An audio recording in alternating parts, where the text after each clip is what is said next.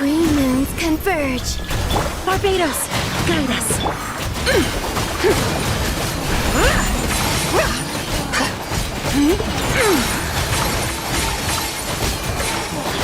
Light the dust! Divine light, shield them!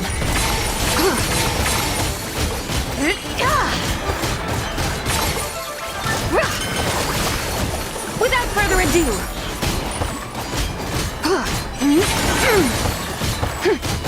Yoo-hoo! Let the world come alive!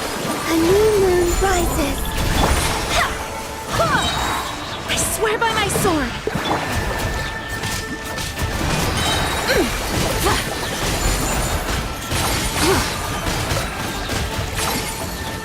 The sky's clear, the glazed moon shines!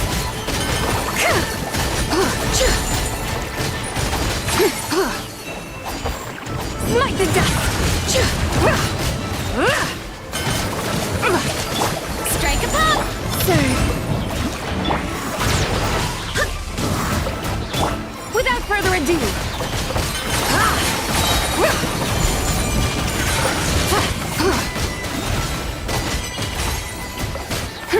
Lofty wisdom will show us the way!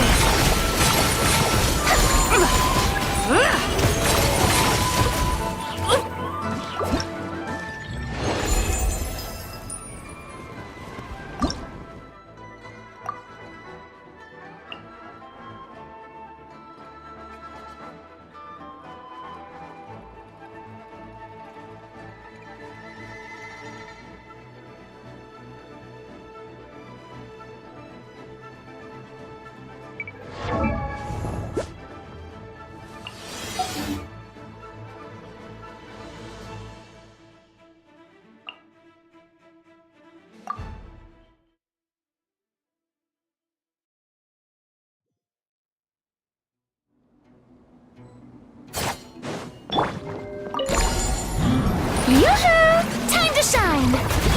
A moonlit night for all. A proper send-off!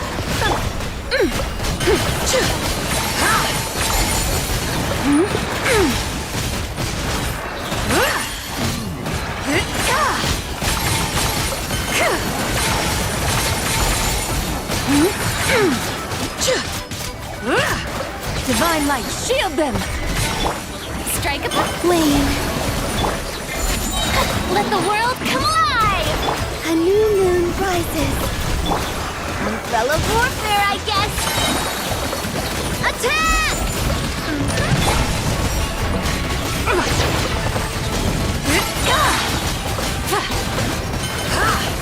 Smite the dust! Lofty wisdom will show us the way!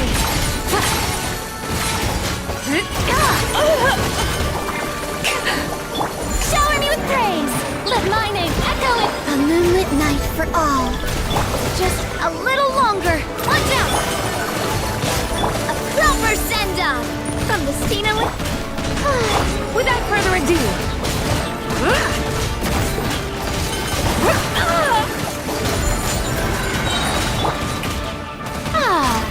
The sky's clear, the glazed moon shines! Surge. Coming at ya! Umbrella warfare, I guess! And coming at ya! Time to shine! This one's got your name on it! Attack! A new moon rises. Smite the dust! Divine light, shield them!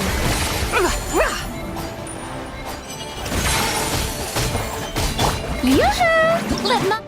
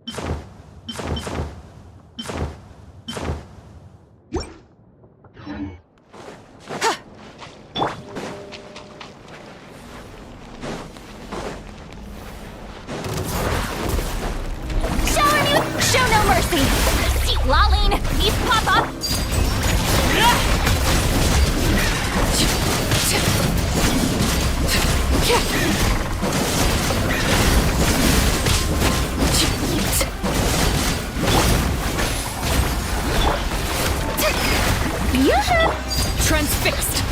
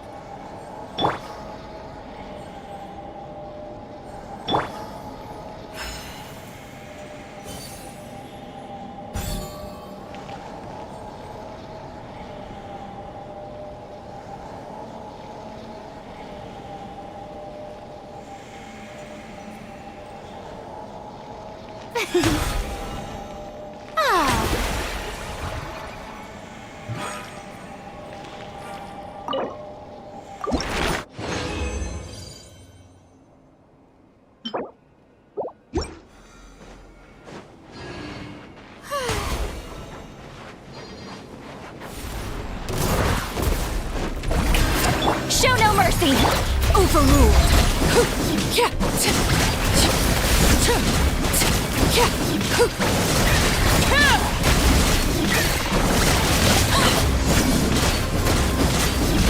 Laid bare! Fulfill our pact!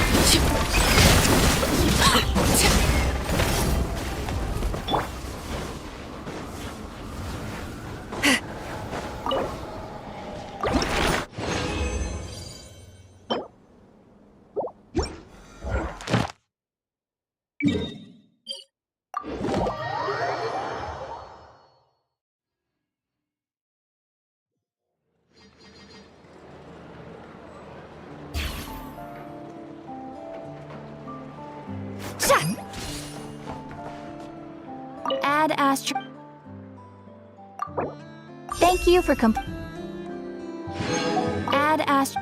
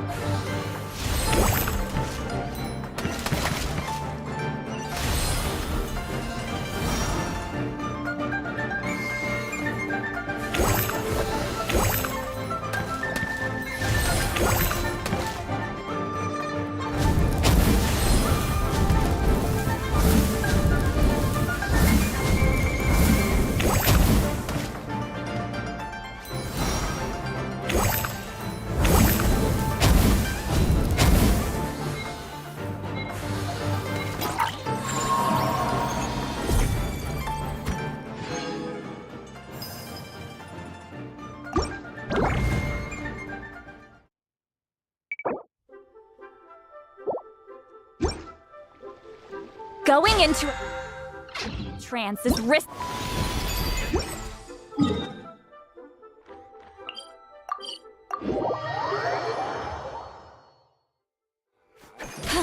of interesting gadgets, all from my time.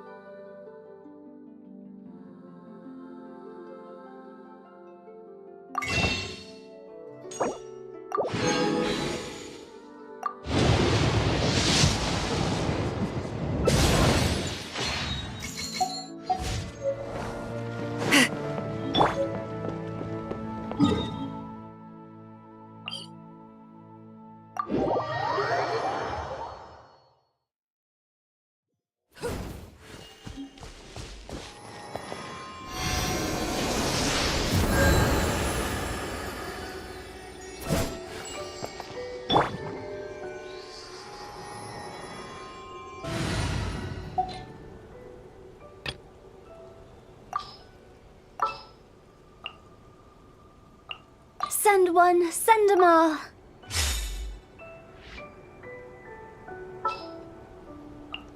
Let's go get ourselves some answers.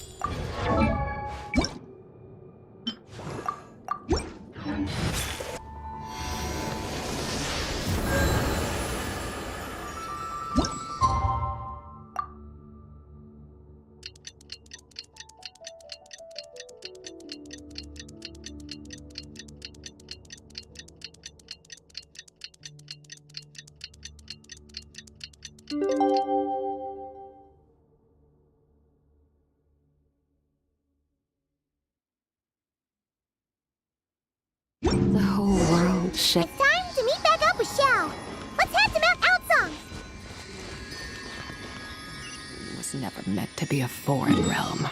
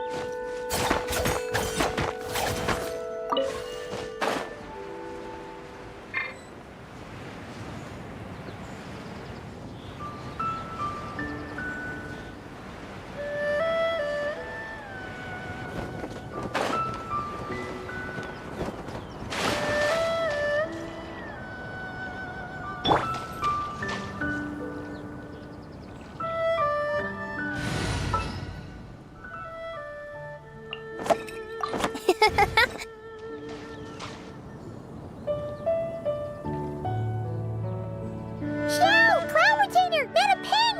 We're here! Any news on Zhangli? Wait, are we missing 2 Adepti? Well, Shenyun banned Mountain Shaper from Mount Outsong for 3 days. Oh, then what about Mooncarver? The scheme to plant mint in one's abode was one those two fools devised together? And when it comes to punishment, one does not discriminate.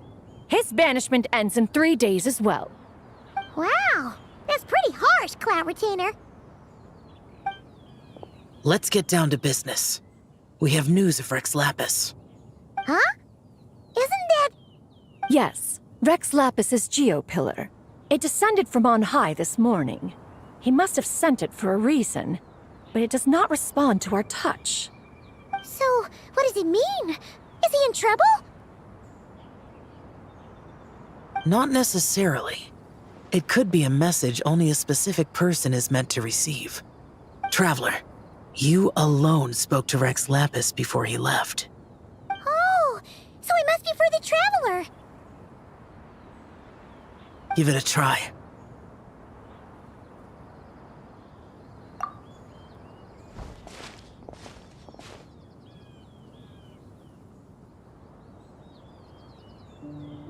Come to the spring on Mount Qingse. I have left an entrance for you.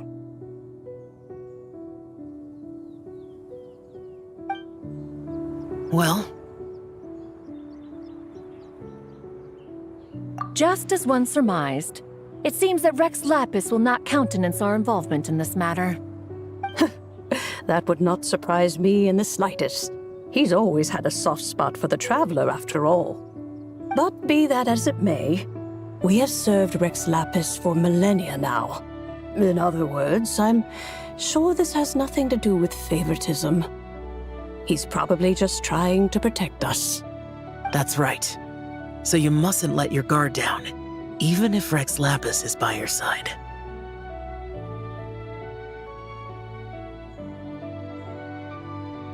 All right, Let's get going. We'll try not to keep you all waiting.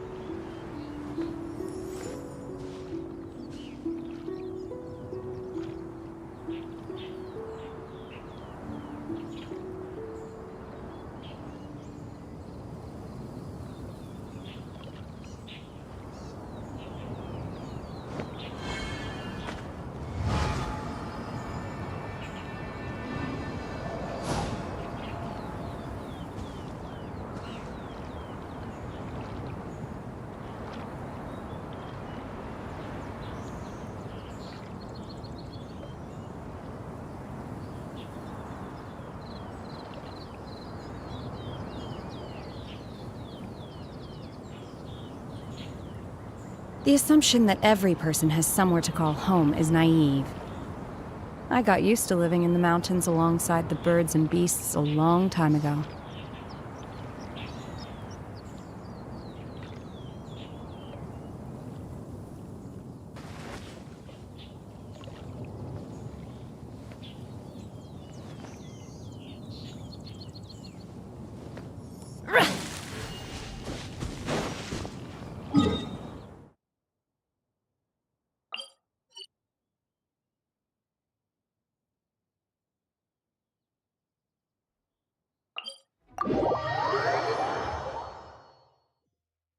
In your dreams. Stay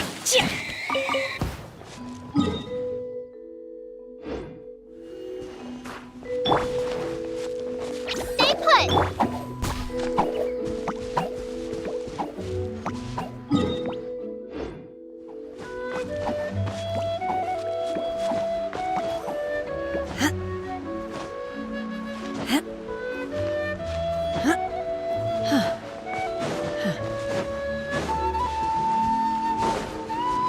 Keep your eyes peeled. They should be around here somewhere.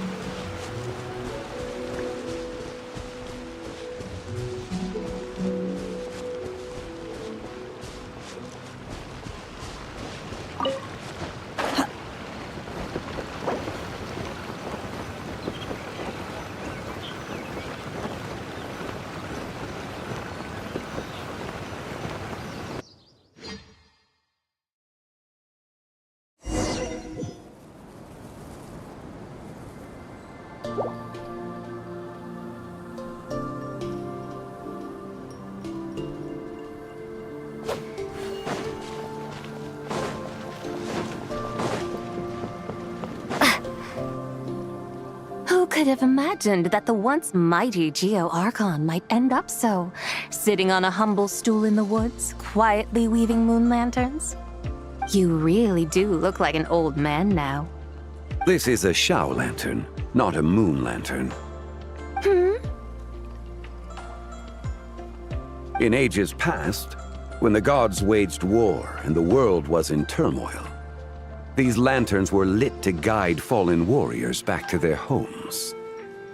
Had you tarried in the mortal realm for but a little while longer, you might have become quite accustomed to them. Even so, it bears such a striking resemblance to the moon lanterns they used to offer up to the heavens. Could this truly be mere coincidence? Perhaps in some sense it is, yet in another, it isn't. For instance, who is to say that some of Langan's magnificent jade did not become part of the very foundations upon which Liyue Harbor now stands?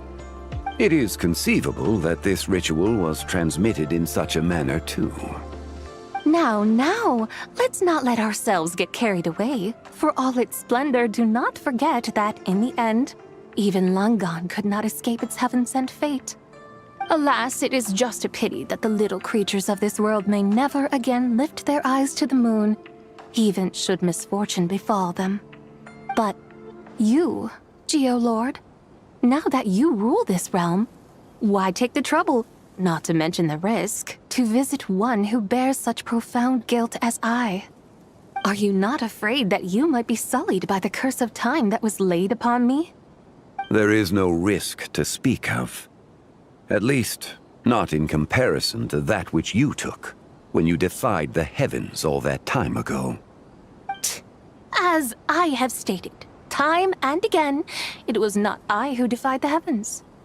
Geolord, the ancient affairs of Langan have nothing to do with me, for I am but one of her deadly selves, severed before her demise.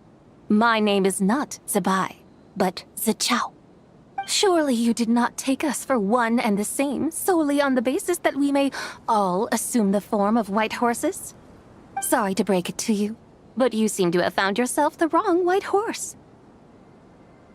Anyway, do tell me, what urgent matter brings you here? Very well, then. I have come to ask for Zibai's shade. Oh? So, the Geolord has set his sights upon Zibai's human soul.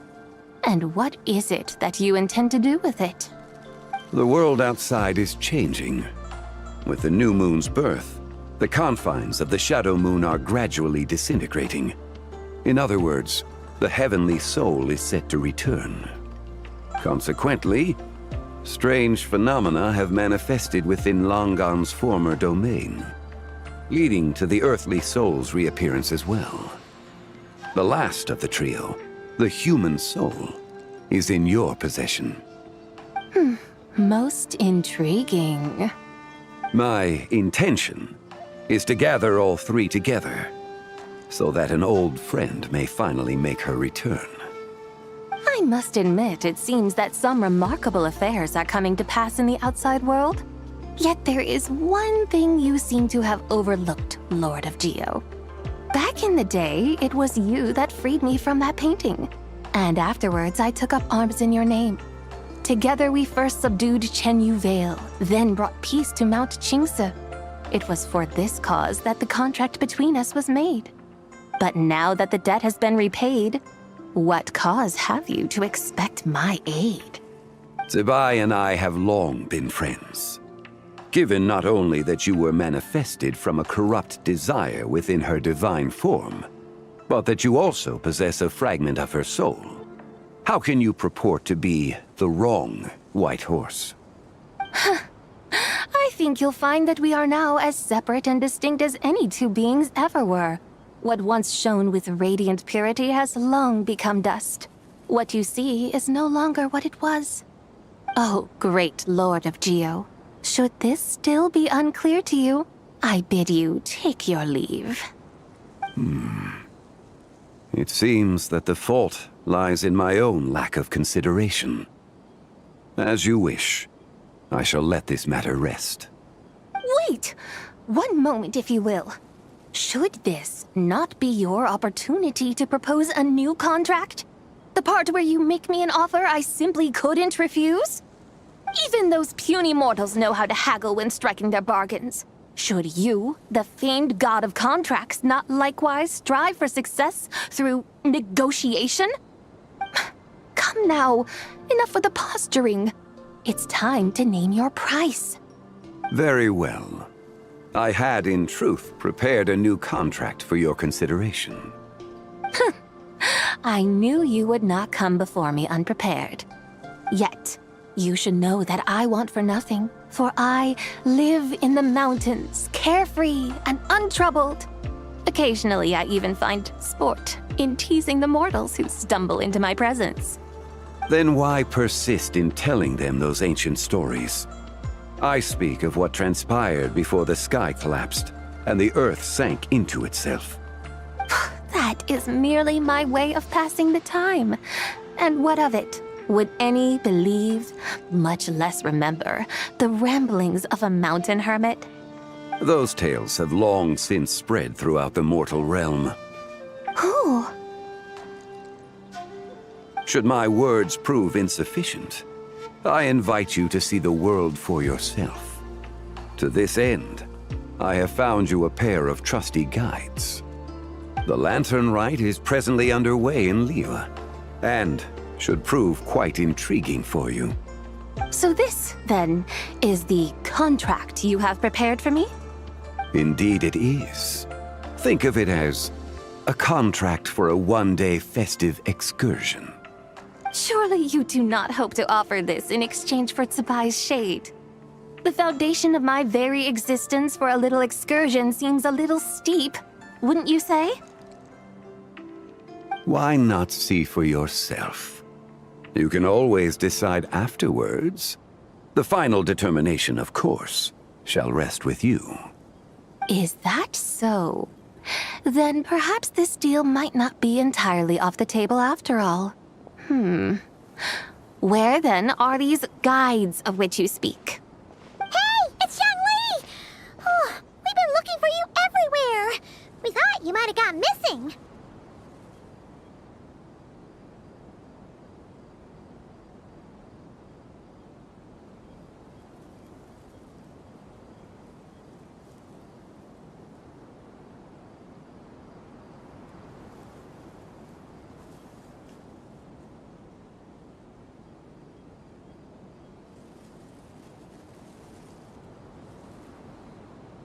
You're here. So these are my guides. Well, well. They certainly look the part, I'll give you that. Guides? Oh, you poor innocent little creatures. The benevolent Lord of Geo has sold you to me, which means that for the rest of this day, you belong to me. Sold us to you? Just what have you gotten us into, Xiangli? The situation is not quite as dire as that would sound. I ask only that you accompany my Adeptus friend on a tour of Liyue. I would suspect that depends on how well you entertain me. Entertain you?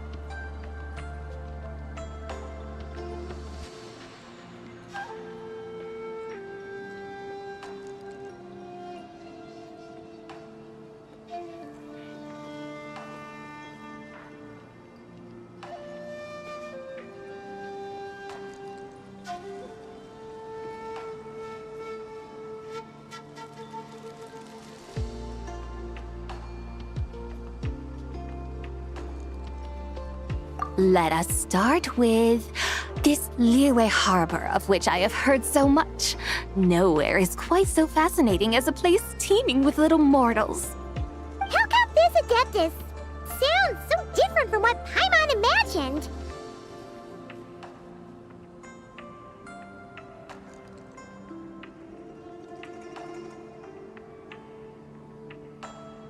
Okay, we'll take care of it. Get ready to find out why they call Paimon the best travel guide in all of Tibet.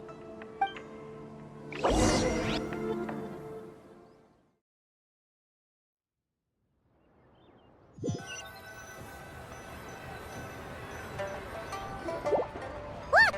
We've arrived at Liyue Harbor! Not only is it Tibet's busiest port, it's also the beating heart of Liyue. So, dear Madam Adeptus, where would you like to go first? With humble fare and wine to sip, in comfort clothed and soul at ease, one eats, and all the heart's ills cease. So we're heading straight for the good stuff? Well, you're in luck, because Paimon's an expert when it comes to food. There are two main cooking styles in Liyue. Li cuisine, which is all about mountain delicacies, and Yue cuisine, which is centered on seafood. The most famous restaurants are Liuli Pavilion and Shinyue Kiosk. Oh, now Paimon's starting to drool. Guess our only option is to go try them both.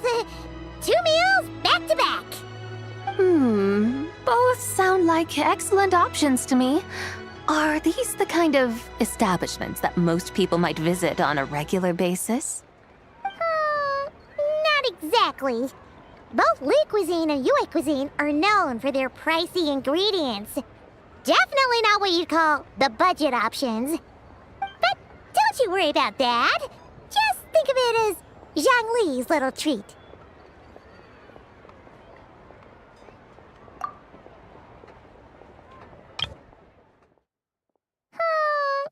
Not exactly.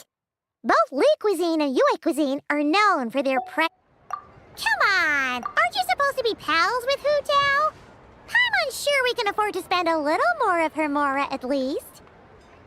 Hey! All Paimon wants is to provide our Adeptus with the best possible experience here. Don't you want that too? Both certainly sound like worthy choices. Just now, though, I happened to see a porter pass this way. Where might individuals like him go to eat? A hungry porter, huh? Oh! Paimon knows just the place!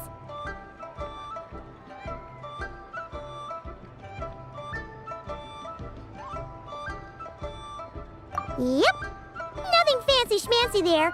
Just tasty dishes made with simple ingredients in a variety of different styles. Most importantly, it's great value for money, too. No wonder everyone loves it, huh? Oh, and the owner happens to be a good friend of ours, too. One mean restaurant. Yes, even the name itself feels lively and down to earth. All right, let's make it our first stop. Yippee! That's a great choice, too. Alrighty, let's head over there right away. Paimon can't wait to dig in. Wamin Restaurant, here we come.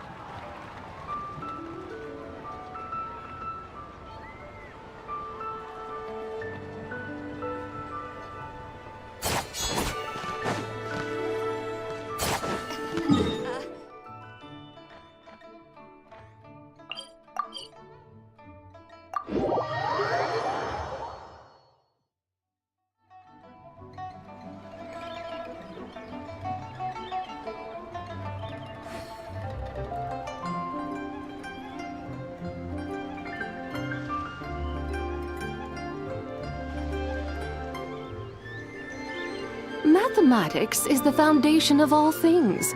If you're interested, I can teach you some arithmetic. First, hold out both your hands. We'll start with the 10 fingers.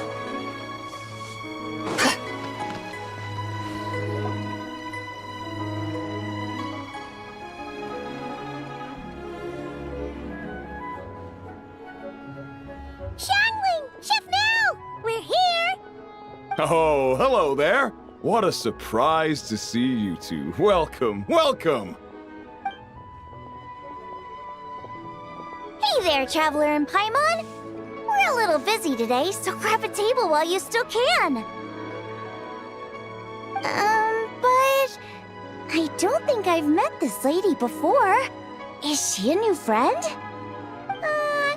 You could say that. Oh, I see. Well, hey there. A friend of the Traveler's a friend of mine, too. Don't worry, we'll take good care of you. Just order whatever you want, it's on the house. By the way, I'm Xiangling. I cook here at One Mean Restaurant. What's your name? Miss Xiangling, have you ever heard of the White Horse Adeptus? Of course. What about her? I am her, and she is me. Huh? You mean you're an Adeptus? Oh, you young'uns crack me up. Come on, Xiangling. You've got to keep up with the times. Haven't you heard of cosplay? It's like a role-playing game where you dress up as famous characters and pretend to be them. Seriously, it's all the rage, and it looks like this young lady is quite the expert. Your friends sure keep their fingers on the pulse, huh, Traveler? Wow, Dad. Didn't know you were so tuned in. But how come I haven't heard about it? You gotta listen to our customers. Didn't I tell you to spend less time chasing after wild vegetables and more time making friends? You're even more out of touch than I am. Hey, I like making friends too. Isn't that what I'm doing right now? Anyway, even if it is just a costume, is it alright if I still call you White Horse Adeptus? Of course it's all right, because that's exactly who I am. Okay. I can see you're really committed to the role. How about I call you the real White Horse Adeptus instead? In that case, you can call Paimon the real traveler.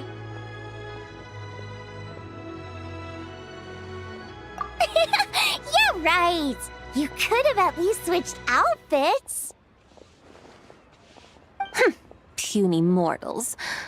Nevertheless, I suppose it might be amusing to indulge in your little charade for a while at least. All right, go grab yourselves a table. I'll come take your order in a bit.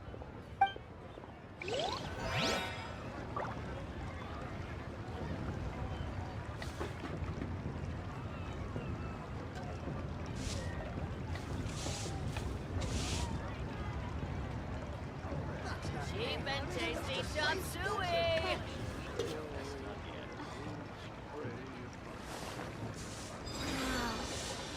Rio has really got a lot going for it. Try something new at the One Mean Restaurant.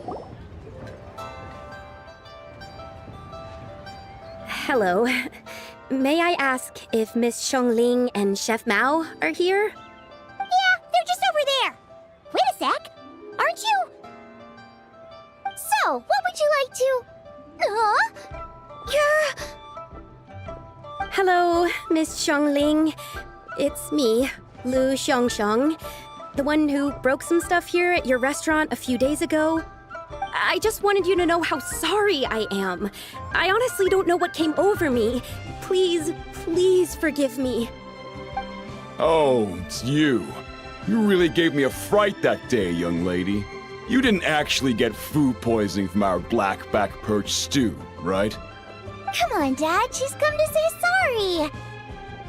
It's all right, Miss Lu. You must have been feeling a bit off that day. You're looking so much better now, though. Why don't you grab a table, too? This one's on the house. No, I couldn't possibly. Hey, it's totally okay. We all feel under the weather sometimes, especially when we're away from home. Go on, find yourself a... yikes. Looks like all the tables are taken. Wanna come sit with us? We've got an extra seat over here. Thanks, guys. So what would you like to eat today? Feel free to order anything you like. I should very much like to sample your renowned poisonous blackback perch stew. It wasn't poisoned. That was all on me. So that's one portion of blackback perch stew. How about you guys? Paimon wants...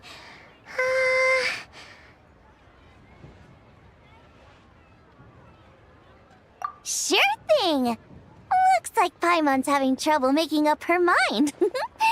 Anyway, I guarantee you'll love it. Let me think. Well, since the blackback perch stew is on the spicier side, I guess it makes sense to balance it out with a serving of stir-fried shrimp. And since it's Lantern Rite season, you better try out the triple-layered consommé and come and get it too!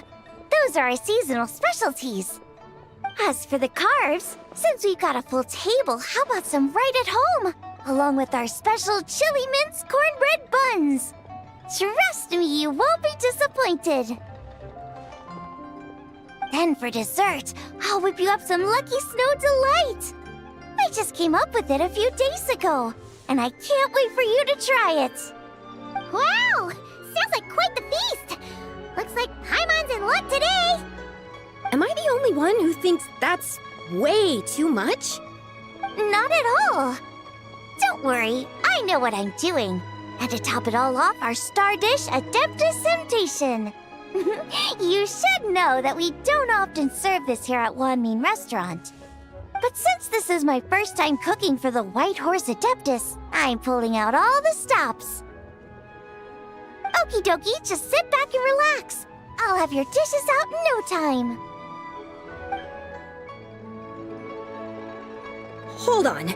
Did I just hear Miss Xiangling mention the White Horse Adeptus? You did indeed. And you're looking right at her. Ahem! That's a joke, by the way. She's cosplaying.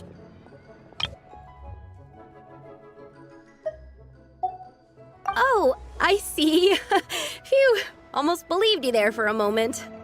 Tell me, little one, what business might you have with the White Horse Adeptus? It's a long story. Basically, a while back, I took part in an archaeological dig over at the chasm. While we were there, we discovered a number of relics. Our findings show that they date back to the era of Long Gone, an ancient nation whose people are said to have been the ancestors of some of the modern-day inhabitants of Chenyu Vale. And why might such matters concern the White Horse Adeptus? Because some of those relics not only seem to contain textual references to her, but even depictions of what she looked like. There have long been legends claiming that the White Horse Adeptus was a deity of that era, but there are plenty of other theories out there too. If I could just locate some more detailed records, I'm sure we'd be able to find out so much more. So you're into history? Well, to tell you the truth, I actually joined the archaeological team by sheer accident. But once I'd started down this path, I knew that I wanted to make something of myself. Recently, though, things seem to have taken a turn for the worse. Still can't believe I caused such a mess and even ended up hurting someone. Oh, so you're considering becoming a martial artist now instead? No, I mean, they weren't seriously hurt. It was just a few scratches, and they let it go after my mother compensated them.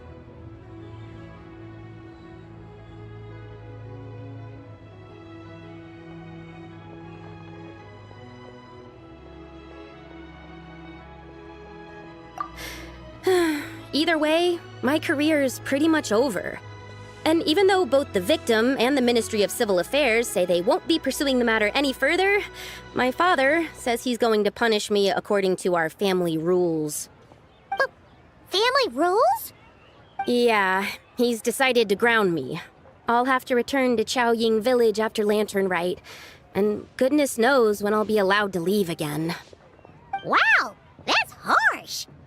Sounds like the kind of thing only rich, super traditional parents would do. We're not exactly rich, though.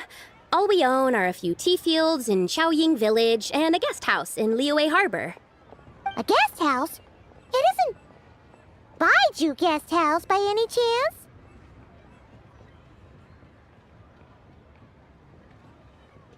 Yep, he's my grandfather. So, you've heard of the guest house before? Small world, huh? Come to think of it, didn't Boss Lu mention something about hoping that the White Horse Adeptus would show up and let her divine power be known?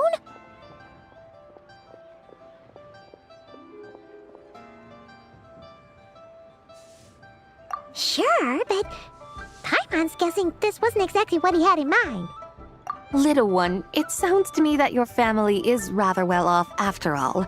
What then drew you to archaeology? Why subject yourself to such unnecessary hardships? Even if I stayed at home, there's no guarantee I'd lead a nice, easy life. Just look at my father. Recently, my grandfather put him in charge of the guest house, and he came up with a bunch of ideas right away, starting with changing its name. That didn't turn out well, though. My grandfather yelled at him for days, even calling him a bad son, and they still haven't let it go. Oh! Paimon thinks we might have heard about that too. Long story short, being dependent on others is never fun. You just end up being completely under their thumb. That's why I want to make it on my own out here, no matter how hard it is. After all, as the saying goes, to rise above others, one must endure the hardest of hardships. What's so funny about that? You poor, innocent little creatures never fail to amuse me. To think you would endure all manner of hardships in your brief time on this mortal plane, and all that merely to rise above others. I would have thought that the wiser path would be to simply roam this world as I do. Huh? Tell me, what is it that you truly delight in? Archaeology? Martial arts? Tea planting? Or perhaps the keeping of a guest house? What I delight in? Yes! Surely there must be something you don't find quite so exhausting. Whatever delights you should not feel like a burden. But do things like that really exist? Of course! Take Miss Xiangling, for instance. I defy you to detect even a hint of hardship on her face when she wields her walking spatula. So, since it seems you are resolved to tread the rocky path, you should strive with all your might to pursue that which brings you delight. You mean, like cosplay? I suppose you might say that. Looks like the White Horse Adeptus is really getting into her role. I think I get what you mean then. Maybe I should have a chat with Miss Xiangling before I head home. Okay, everyone. Sorry to keep you waiting. Here's your food. Wow. It all smells so good. Oh, finally! I get to try that famous poisonous stew. Hey, didn't you hear what Shang Shang said? It wasn't the stew. If anyone's to blame, it's that other you. What's up? How fiercely this mortal fare burns upon the tongue!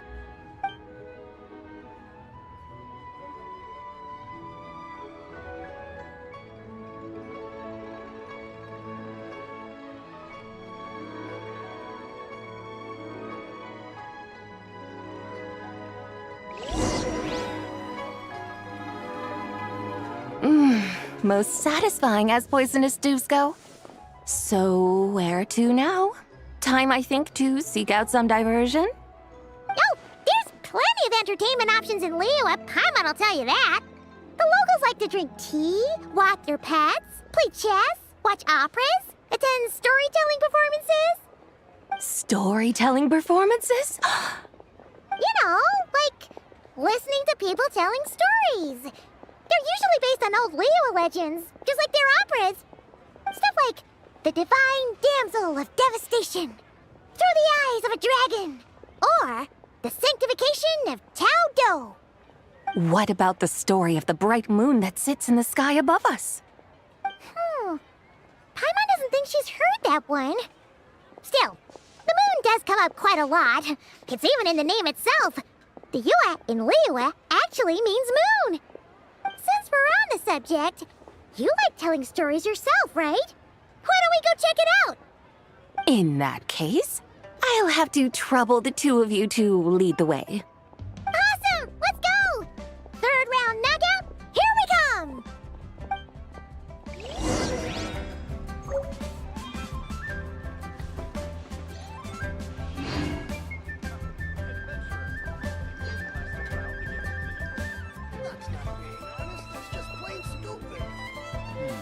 Should I save this money? Deep and tasty chop suey. Try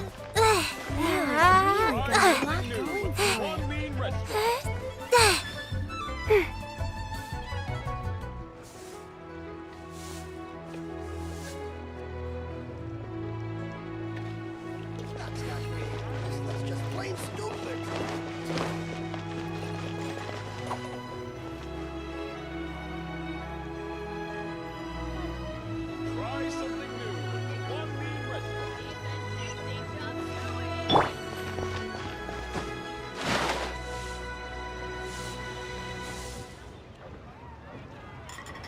What a tongue twister! I'd have made a complete fool of myself if I tried to say it on stage without practicing it first. Huh! Call yourself Iron Tongue, Tien. Wobbly Tongue, Tien, more like.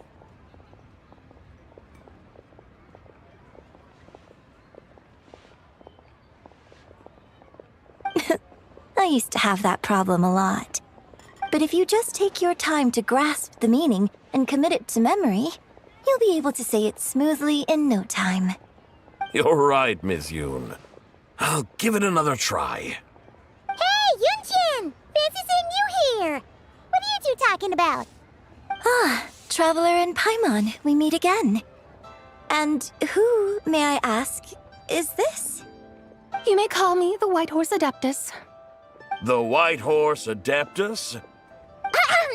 She's not really an Adeptus.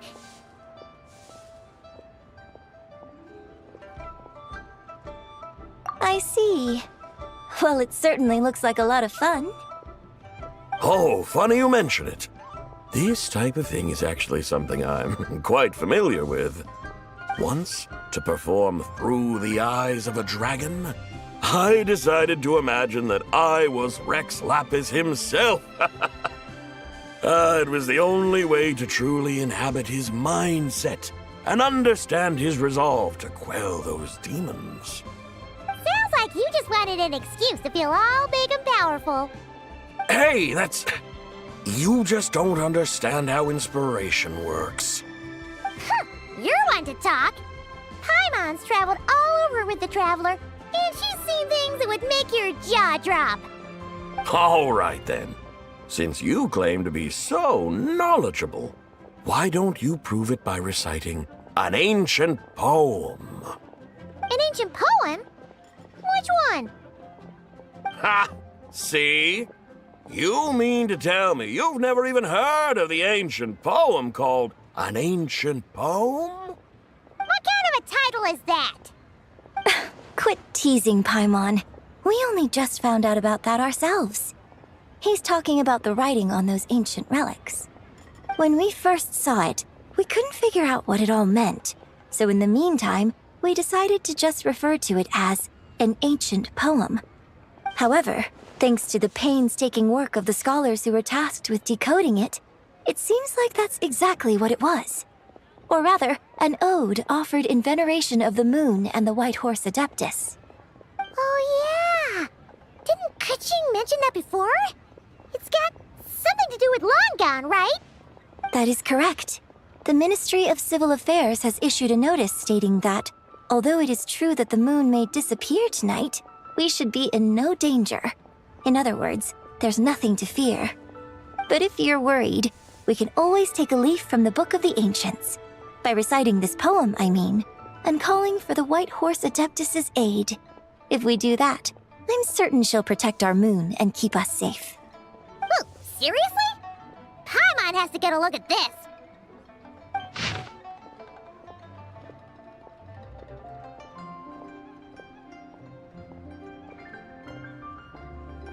Under moon eternal, in radiant night, a maiden grants silk, soft and light? What in Tibet's that supposed to mean? Under moon iridescent, in night divine, blah blah blah, something cloth so fine. Something about fields being plowed, something else about seeds being sown from the earth. Seriously? What is this? The fields are plowed, the seeds are sown, and from the earth, life is grown.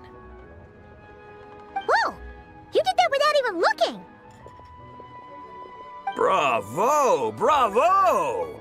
We have an expert in our midst. Looks like this young lady really does know her role inside out. If I didn't know any better, I'd have taken her for the real deal. That's because I am the real deal. That's the spirit. This is exactly the kind of mindset I was talking about. Behold, mortals, I am none other than the indomitable Rex Lapis himself. Kneel before my godly splendor. Believe me, young lady, I know exactly why you do it. Back in the day, I was just like you. I must say you are rather amusing as mortals go. Miss White Horse Adeptus, it is a great pleasure to make your acquaintance today. I have some questions regarding the poem, and I was wondering, perhaps, if you might be able to shed some light on it? You want me to explain the full meaning of its verses? Your guidance would be much appreciated. Fascinating. Tell me, do all the people of Liyue still express such reverence for the ancient ways? Well, it's true that we hold a deep fondness for our history, but it is hardly our only pursuit. One of my good friends, for instance, is even more devoted to the modern Fontanian art of rock and roll. Exactly! And don't forget, great practitioners of the role-playing arts walk among us too. People like me and you, young lady. Yes. So rather than placing too much emphasis on our reverence for the ancient ways, it might be better to say that here in Liyue, 100 passions bloom, each with a voice of its own. I see. Then, I suppose it wouldn't do any harm for me to enlighten you. In truth, it is but a simple poem of blessings. Its meaning is this. As the eternal moon rises in the night sky, a maiden adorned with lustrous jade descends upon the earth. She blesses the kudzu vines and mulberry leaves, so that they may be used to make coarse cloth that is nevertheless soft, light, and comfortable to wear. As the iridescent moon rises in the night sky, a maiden adorned with lustrous jade descends upon the earth. She blesses the kudzu vines and hemp, so that they may be used to make fine, luxurious cloth. As the frost moon rises in the night sky, a maiden adorned with lustrous jade descends upon the earth. She blesses the mugwort and artemisia, so that they may be perfect for divination. So she really did come down from the moon? She shows the people how to use the plow and spade to purge the land of weeds, till the soil, and heap up the earth to make it fertile. Then with the hoe, she teaches them to sow their grain, bestowing the promise of life upon every seed. She blesses the millet and the beans, ensuring that their stalks and vines stretch forth without end. She graces the wheat and the rice, so that their heavy heads are filled with plump, glistening grain. Sounds like she's a real pro at all this farming stuff. The fruits of the field are harvested and brewed into sacred wine for honored guests. This we reverently present to the divine maiden, with every ceremonial step flawlessly observed, so that she may witness the depth of our piety and respect. Oh, divine maiden, how can your graceful presence in the sky not seem like that of a fairy descending from the heavens? Oh, divine maiden, how does your pure and radiant form not resemble the guardian spirit of our land? I send my heart's desire, ascending to the heavens, beseeching you to grant us good fortune and blessings in the coming year. Huh? So, that's what it's supposed to mean? I find myself speechless, moved beyond the power of words to convey. Oh, young lady, you have shown me the heights to which a true role player might aspire. A truly remarkable performance. I did not anticipate that anyone could unravel this poem with such depth and clarity, and so soon after the Ministry of Civil Affairs noticed, too. I'd even begun to consider myself somewhat versed in the matter, but as they say, there's always someone more knowledgeable out there. Allow me to extend my thanks to you, Miss Whitehorse Adeptus. You are far too humble, young one. I must confess, it is I who have been surprised, not only by you, but also by this Liyue harbor of the present day. Ah, so you're not from Liyue. And what, may I ask, has surprised you about it? Oh, it's nothing really. Just some old memories scattered here and there. Very well, my guides. I suppose it is time we set forth on the next part of our excursion. I'd like to go see that wharf now. What say the two of you? No problem! We'll take you wherever you want. Oh, leaving so soon? Before you go, allow me to introduce myself. I am Yunjin, director of the Yunhan Opera Troupe. May I ask your name in return? My own name is scarcely worth mentioning, but since you asked, perhaps I'll tell you the title of that poem instead. Huh? So, it isn't actually called an ancient poem? Of course not. Its real title is Odes of Long, Zibai. Odes of Long, Zibai. All right then, until we meet again.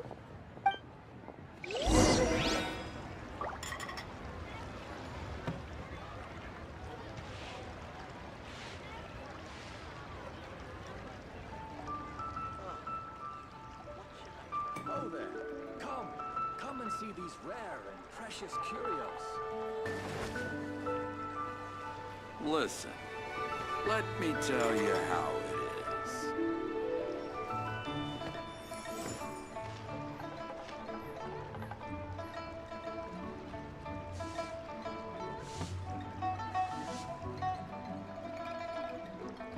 Oh there.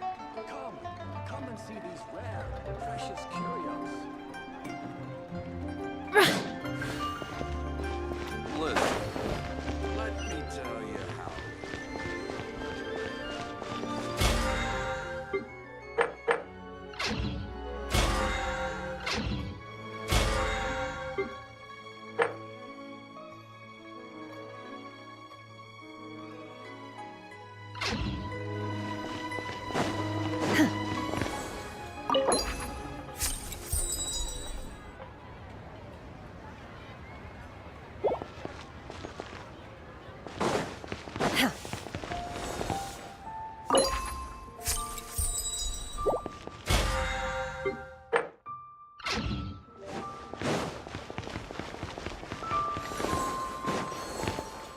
Wow.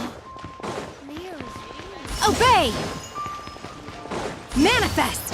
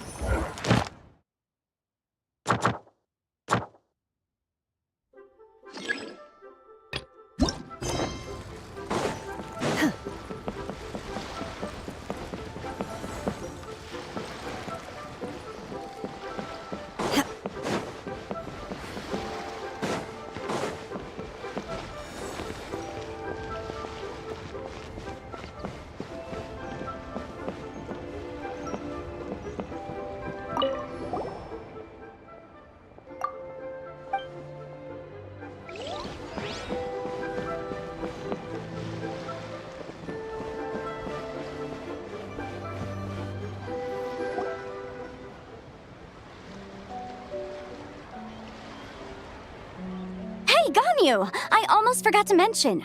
On my recent trip to Notcry, I came across something really fascinating in the Frost Moon Scion's library. I found records in their collection of another divine envoy living on the moon. A divine envoy on the moon? You don't think it could have been referring to the White Horse Adeptus too, do you?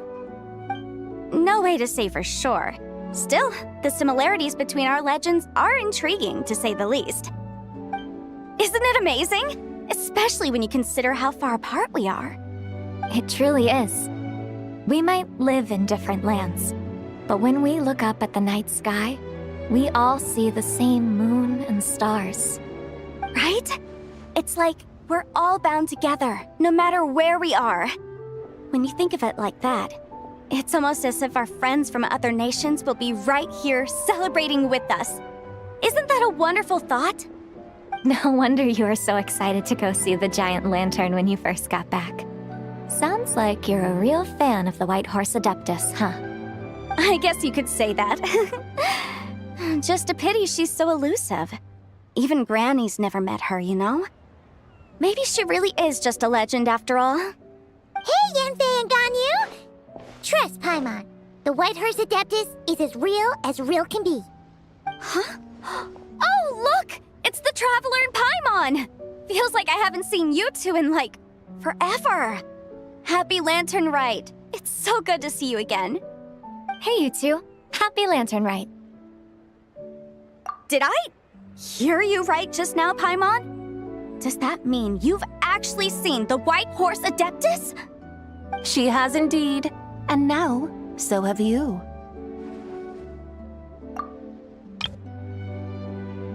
Huh? And you are? Why, who else? The White Horse Adeptus, of course! Could you maybe start with something else next time? You're the White Horse Adeptus? That's right! Allow Paimon to introduce you to our new friend, Zichao. She's been low-key obsessed with cosplaying the White Horse Adeptus ever since we met her.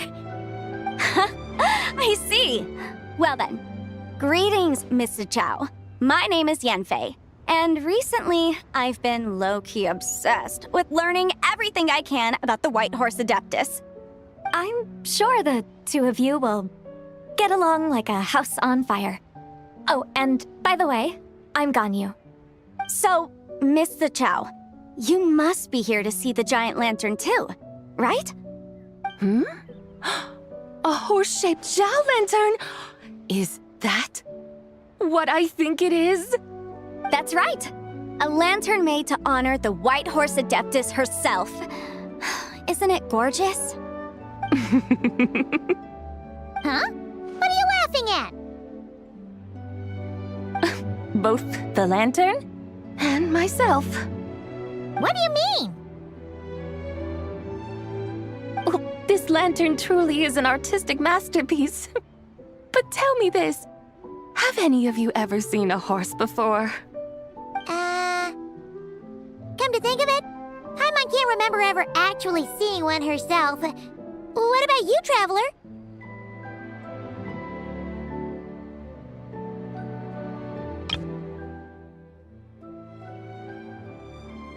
Oh, this lantern truly is an artistic masterpiece. But tell me this, have any of you ever seen a horse before? That's right.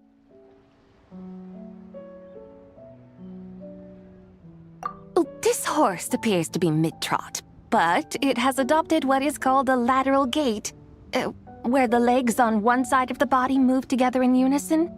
A rather rare sight indeed.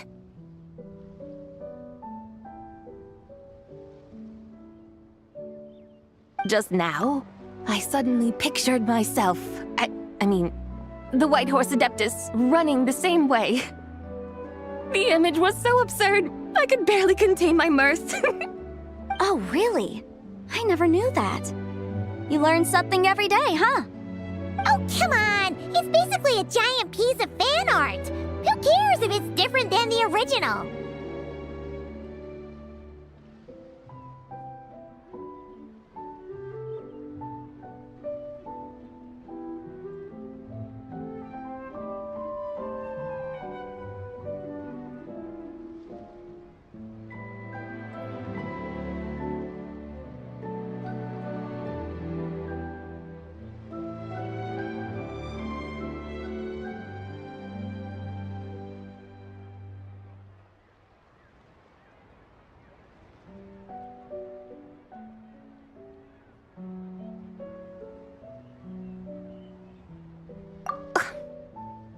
I was merely laughing at my own ignorance.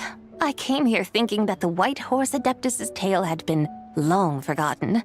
Yet here I am, gazing upon a lantern made in her honor. Well, you couldn't have been more mistaken.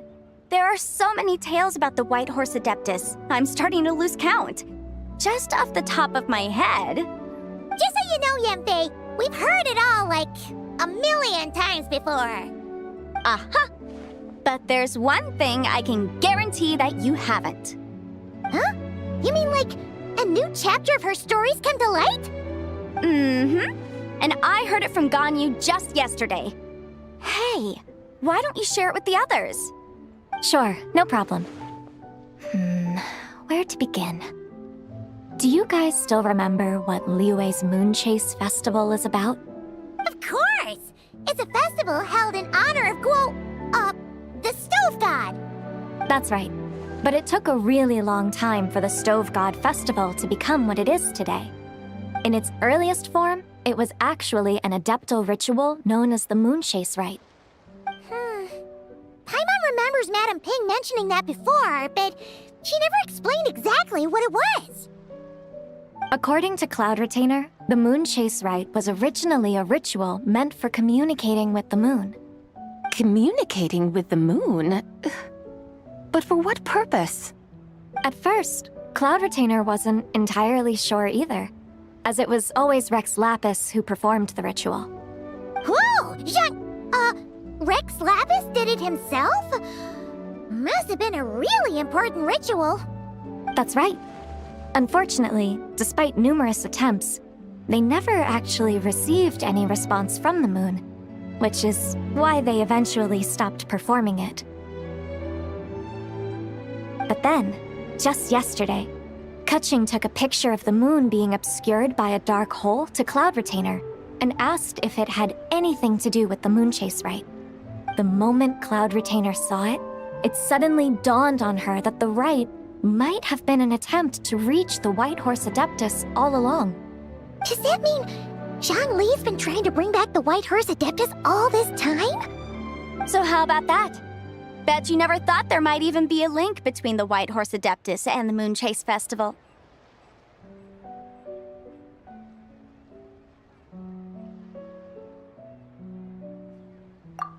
If Kaching hadn't taken that picture to Cloud Retainer, we would never have known any of this. This is probably what Kaching was referring to that day when she mentioned there were some ideas she wanted to follow up on. So, Geo Archon. All this time, you've been striving to awaken her. Huh? What do you mean, awaken? Nothing. What I truly meant to say was, this new insight you've provided has been truly eye-opening.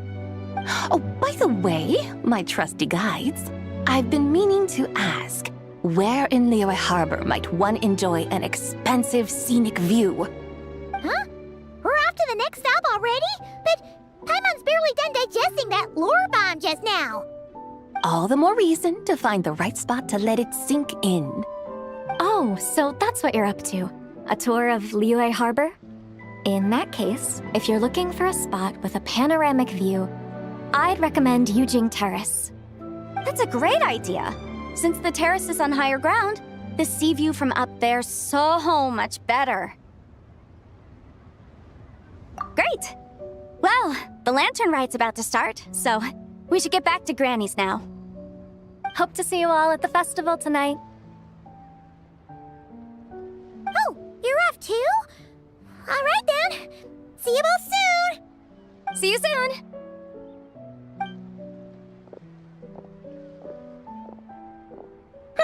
Very well, my guides. What are we waiting for? Okay, you're the boss. Eugene Terrace it is. After all, the customer's always right.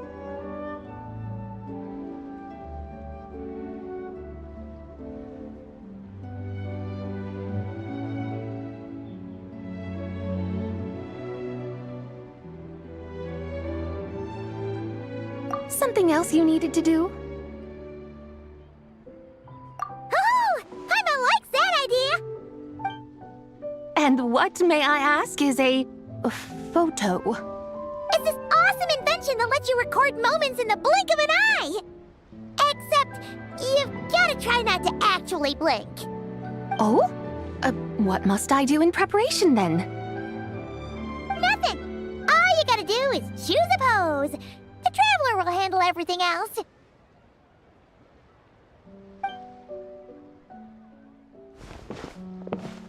Come on, let's give it a try. Look! We got a great picture! Paimon's gonna call it The White Horse Adeptus Meets the White Horse Adeptus in Liyue Harbor.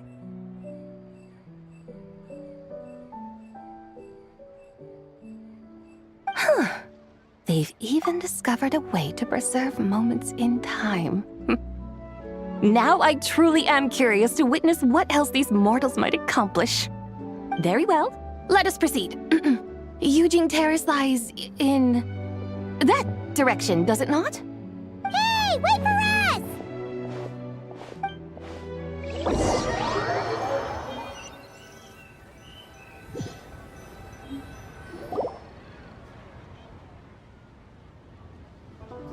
Truly a marvelous view if ever there was one. It seems the charm of this Liyue Harbor is only heightened by the sun's dying light. And soon, people will start releasing their shell lanterns to mark the most important day of the year. Practically everyone will be with their friends and family, eating a big meal, chatting, and even setting off fireworks. Trust Paimon, it'll look even more amazing then. What do you say? Want to stay to see that? No need. Let us bring this weary day to a close. Weary day? You mean you didn't enjoy your tour? I had imagined you would arrange for me to witness some grand spectacle.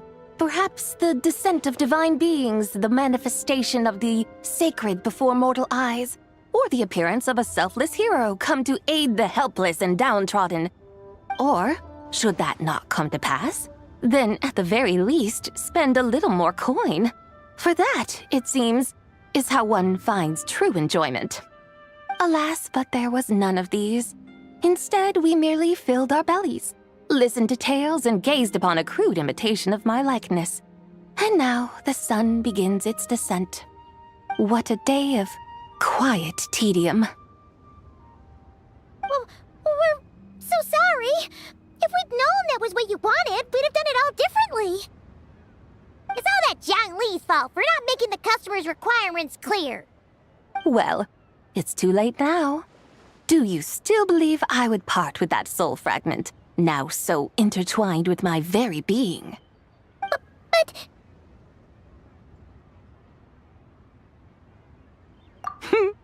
I knew you were the more astute of the pair. Huh? You were just trying to scare Paimon? It seems the realm of the Geo Archon has a way of making one more stony-faced. So, you were just pulling Paimon's leg? Of course. I was merely engaging in a little banter with the two of you. Long ago, I shared tales with various mortals who chanced upon my mountain abode. Never did I imagine that those stories would endure.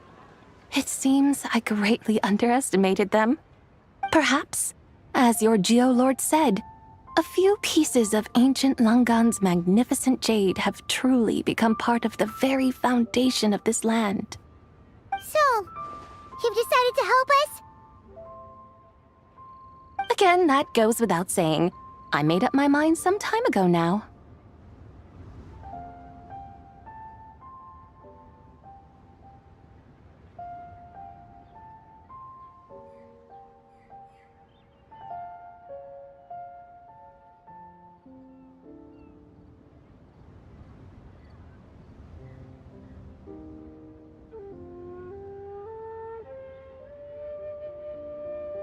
When I beheld a rather intriguing scene as I set foot in this city, I saw porters passing through the alleys, setting down heavy wooden crates from their weary shoulders, peddlers pushing carts as the kites and lanterns upon them rustled gently in the breeze. I saw cooks cooking, actors acting, Scholars reading, soldiers marching, children playing, elders resting, officials officiating, and the common folk absorbed in this or that, reveling in the simple joys of life. Some, it seems, have already found that which stirs their hearts, while others continue to fret, troubled by uncertain futures. Yet, in this gentle and serene order, each holds fast to their anticipation, not only for the celebrations to come, but also for the first light of the morrow. Scenes I once yearned to behold now unfold before me, no longer in Langan, but in Liyue Harbor, thousands of years on. How wondrous is this mortal realm!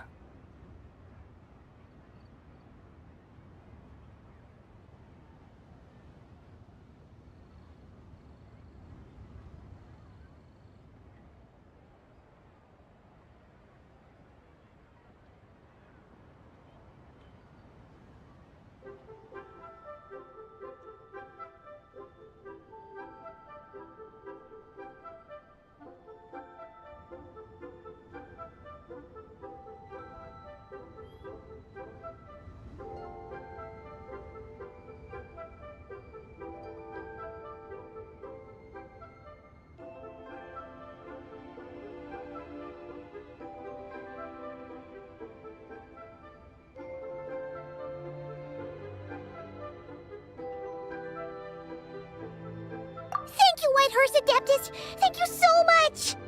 Adeptus, Adepti, perhaps the singular art in which we are truly proficient is that of sequestering ourselves within the high mountains. But once we leave our mountain refuge, we find ourselves drawn back to mortal ways all the same. So, it is I who should offer my thanks to the two of you. Traveler, Paimon, you have made this day more delightful than any I've known in a long, long time. Come now, and take what it is you need. You mean, like, right now? But don't you think we should wait for Zhangli? That won't be necessary. All things shall meet again in their time, for the waters know no rest, and the flowers their appointed season. One need not fear that life is but a journey of goodbyes.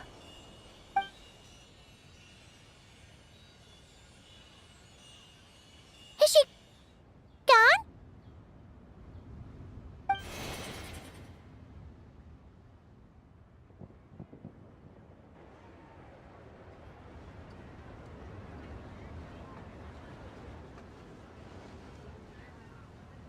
Yes, she's gone. A deadly self is formed from the body's impure vapors, so naturally it cannot survive long in this world. Had it not been sustained by the remnant of Zibai's soul, it would have faded away a long time past. Now that the remnant is gone, it has severed its ties to the mortal world. Zhangli! When did you get here? A while ago. I would have thought you'd at least want to say goodbye. Though mountains endure, the ceaseless waters will, at last, wear away their sharp edges.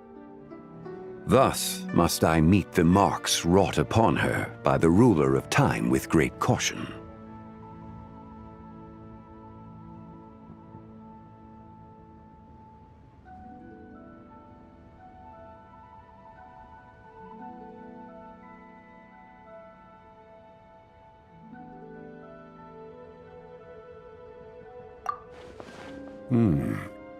It may be goodbye for now, but someday we will meet again.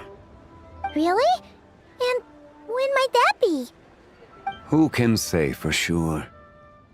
Years and years from now, perhaps. Or maybe tonight, at the Lantern Rite. Are you saying that if the Whitehurst Adeptus were to be resurrected, she'd still have the memories of the three deadly selves? That she'd still remember us? We will find out soon enough.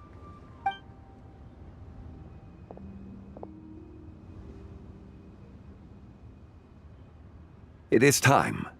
The rite is about to begin.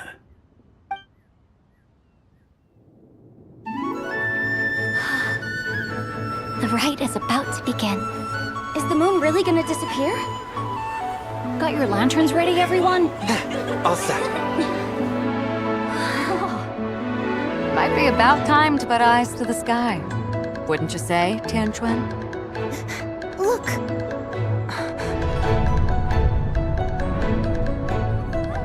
When the sun's out, eat the sun. When the moon's out, eat the moon! Whoa, is this the lunar eclipse? Under moon eternal, in radiant night, a maiden grants silk, soft and light. Under moon iridescent, in night divine, a maiden grants fiber, cloth For so you. fine. Under moon of frost, in night so great, a maiden grants tools to divine our fate. The fields are plowed, the seeds are sown, and from the earth, life is grown. The seedlings stretch, the crops do rise, and all unfolds before our eyes. Fruits are gathered, sweet wine is poured. These gifts we offer to our Lord. Pure is heaven, so fair and bright, she shines as light in this dark night. And with her does this, wish take flight.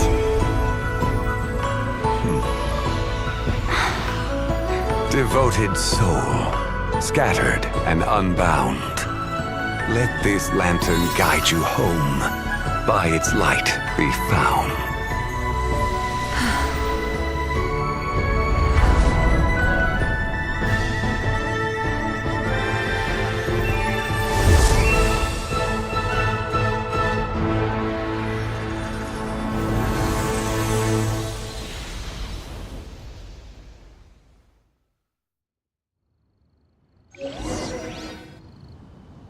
Did we do it? Do we finally get to meet the real White Horse Adeptus?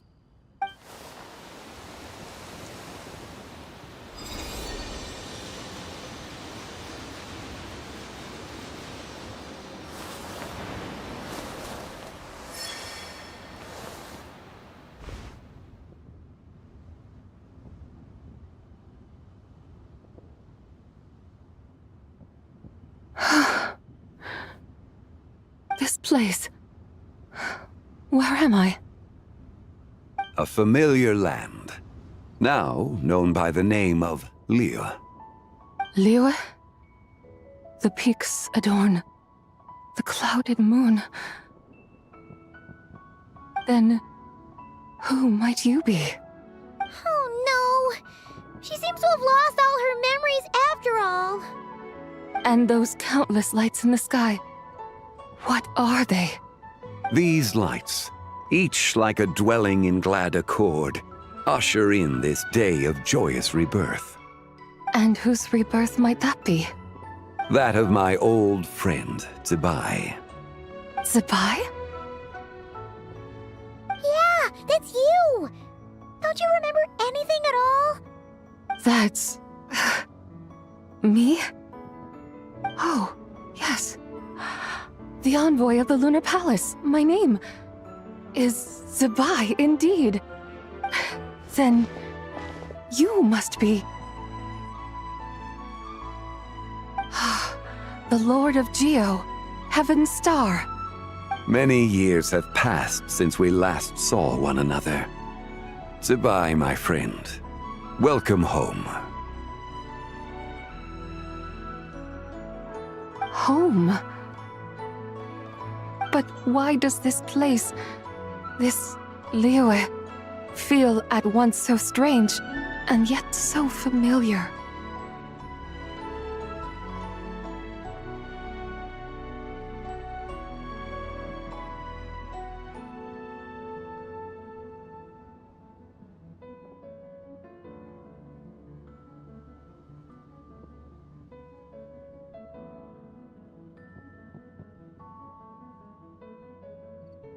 Who you are? Who are you? Ah, yes, I remember now. You are that treasure-hunting damsel, the one stricken by the poisonous fish stew.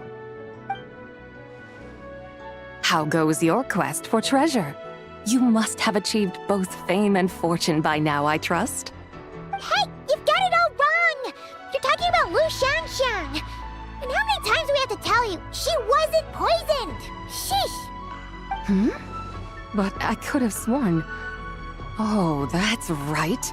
You're that impudent blonde youngster who kept meddling in my affairs. And to think you even had the audacity to presume yourselves worthy of being... What was it again? Ah, yes, of being my guides. How very wonderful to see you again, my most faithful and beloved guides.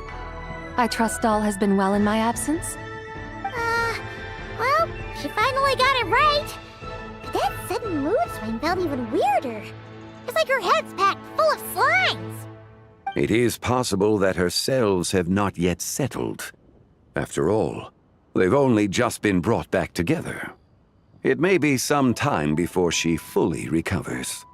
Huh? You mean, kinda like she's still half asleep? That I cannot say for certain. Perhaps a few days, perhaps a few years. A few years? Mortal years are but a poor measure when divine beings tread the realm of dreams. Well, if you say so. Anyway, at least she's whole again, right?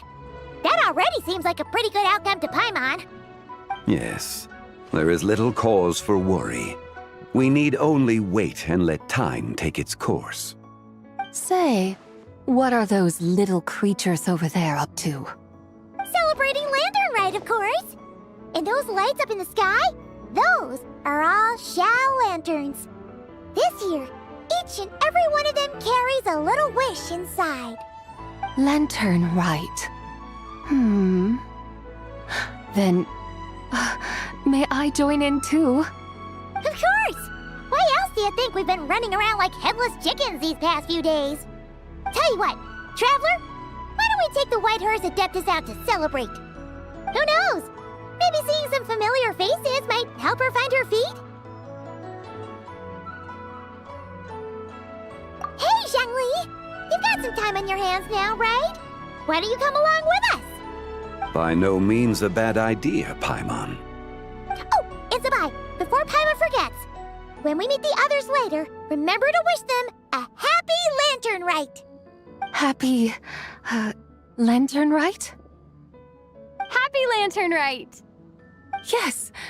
Happy Lantern Rite indeed. Well then, let's go!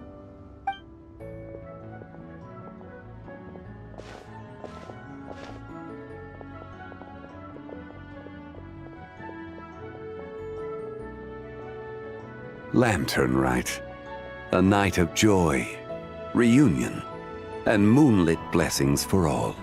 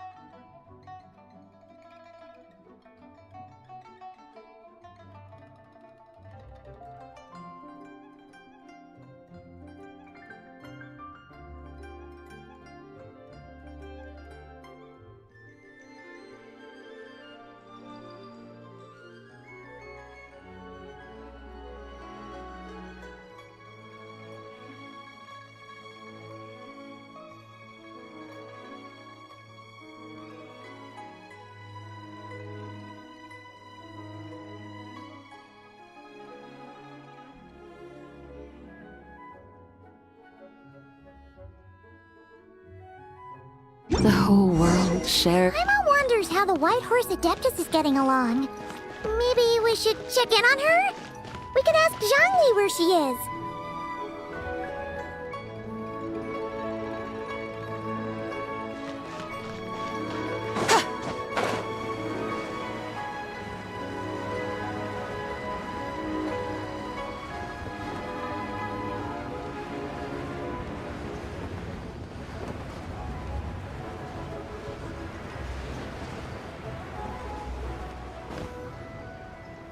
Oh, looks like Zhangli hasn't stopped by for tea today.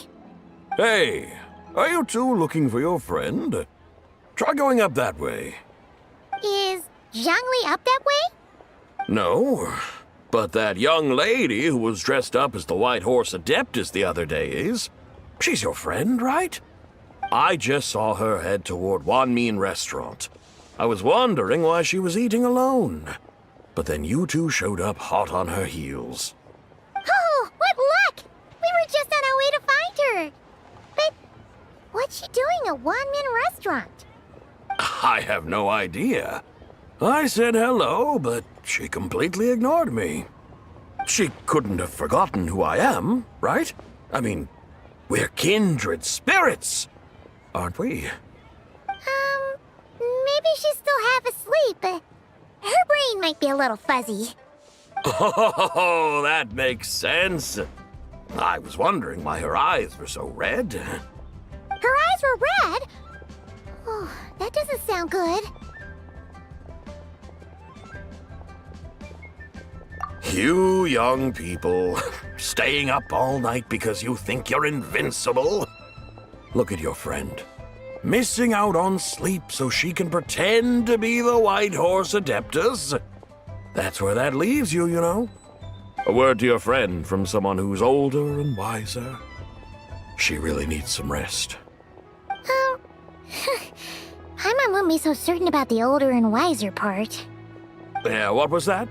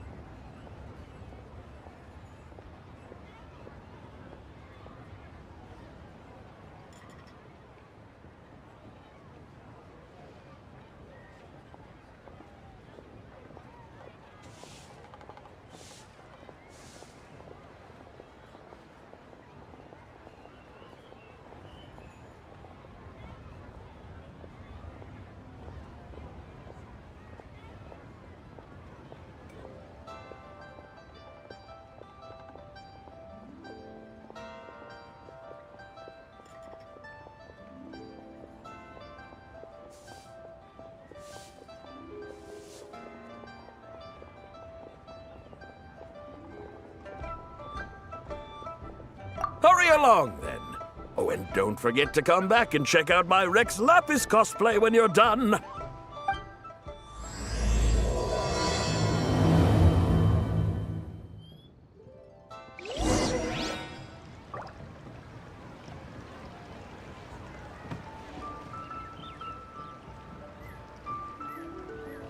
Oh there. Come and see these rare and precious curios.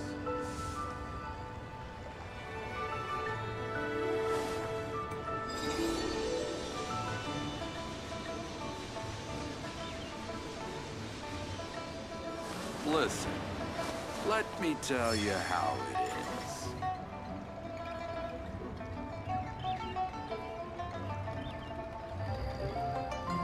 Oh there.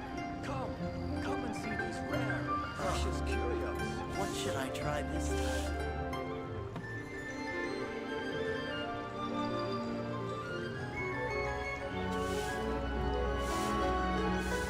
Mathematics is the foundation of all Tell you things. how it is. If you're interested, I can teach you some arithmetic. First, hold out both your hands. We'll start with the 10 fingers. Come and see these rare and precious curios.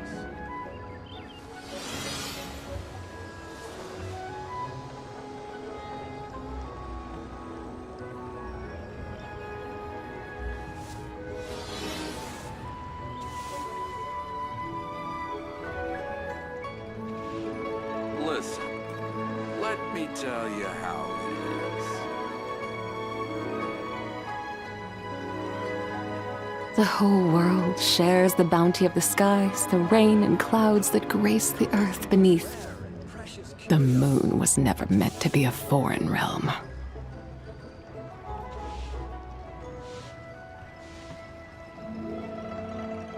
Listen, let me tell you how it is.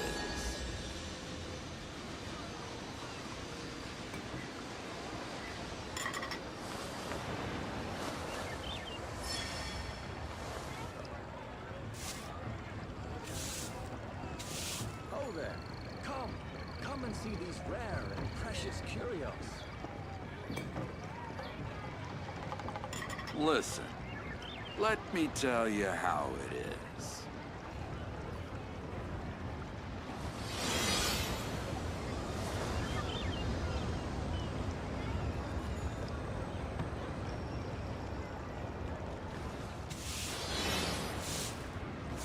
Oh there.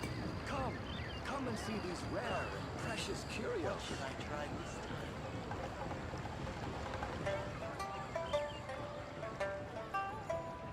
Listen, let me tell you how it is.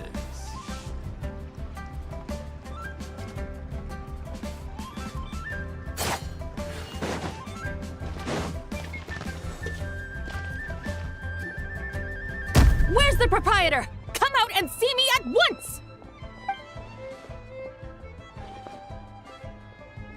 Xiangling and Chef Mao aren't here right now. What can I help you with? And who might you be?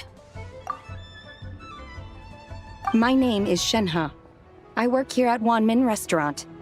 Shenhe. Shenhe. Are you that crane adeptus who loves planting mint? It's been a few days. Have you improved your gardening skills? Did you manage to cover the slopes with mint?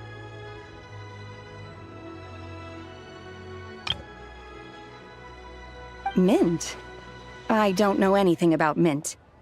But I am familiar with Qingshen and glaze lilies.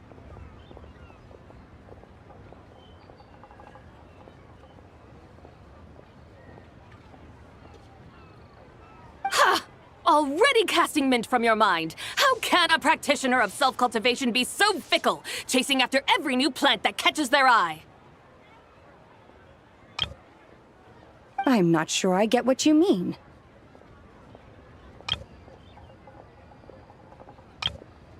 Are you delirious from hunger? Would you like something to eat? Shenhe! Whitehorse Zibai! So this is where everyone is!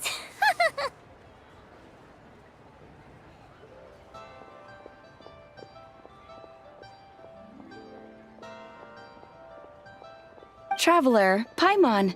It's been a long time. Happy Lantern, Rite.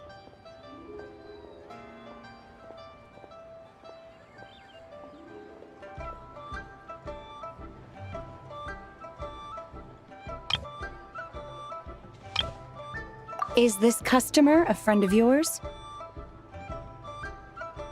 Don't mind her, Shenhe. She's just a little cranky because, she didn't sleep well last night and she's only just woken up.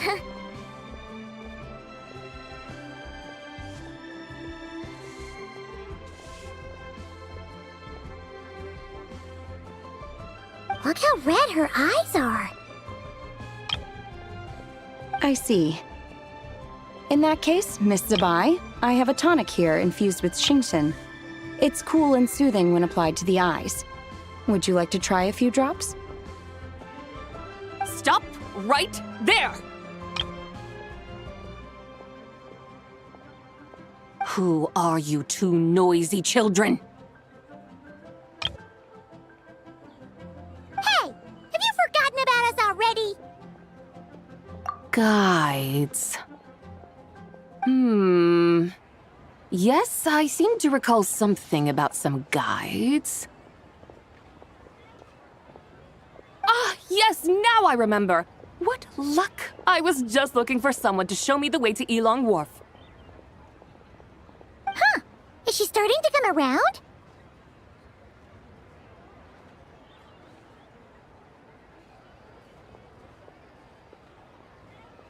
Someone requested my help in purchasing some tea leaves. I was informed they have discounted prices during the festival and that I shall get a good deal there.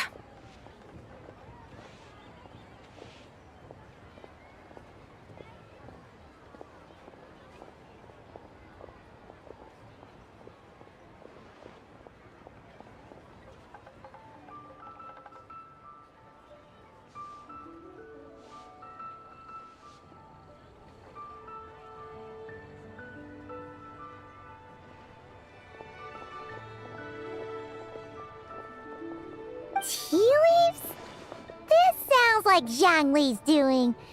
He sure knows how to get people running errands for him. Your friend Rex Zhongli initially requested the most expensive tea.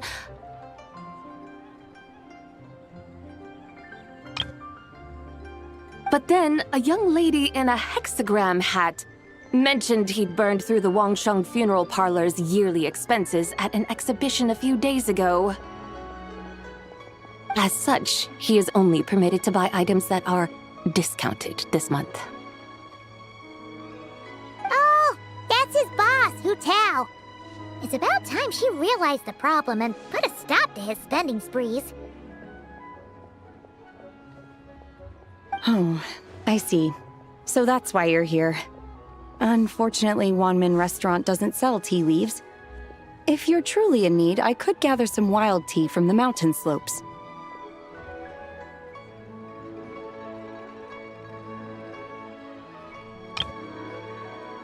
You don't sell tea leaves? But I remember your boss, Miss Lu, saying that she owns tea fields.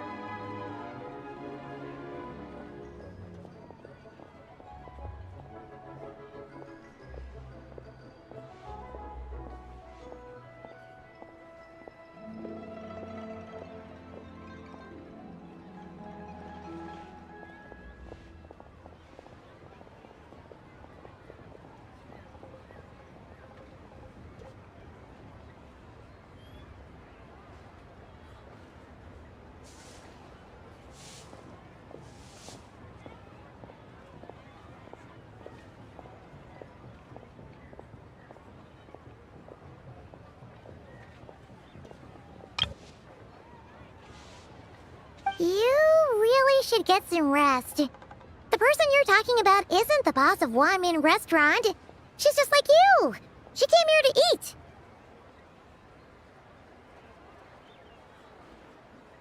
Is that so? Life really is full of surprises. What surprises? Your brain really is as gooey as a pack of slimes. Paimon can't believe Zhang Li entrusted you with going all the way to Yilong Wharf and buying tea.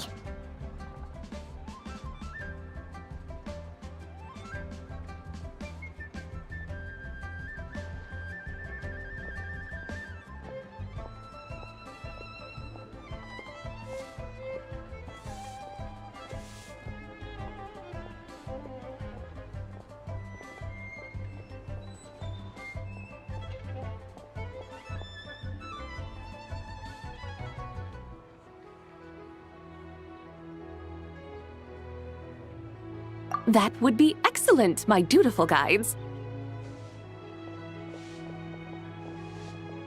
Ah, yes, Miss Crane. I apologize profusely for my improper behavior just now. Please forgive me.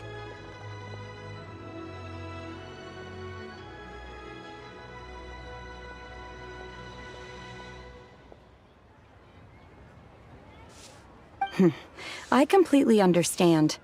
Master often says that the human body is like a mechanism in need of regular maintenance.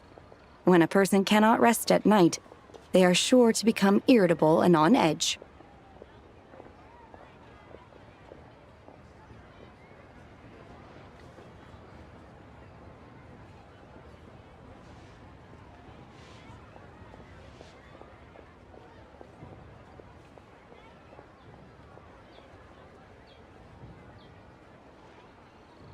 Miss Crane, you appear reasoned and compassionate on the surface, yet I sense dark forces churning within your spiritual core.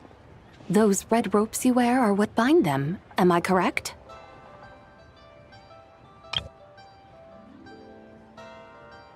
Huh. You can sense that? Indeed. I also sense that with your strength, you might try undoing one or two of those bonds when training. Untie Shenhe's ropes? Wouldn't that be risky?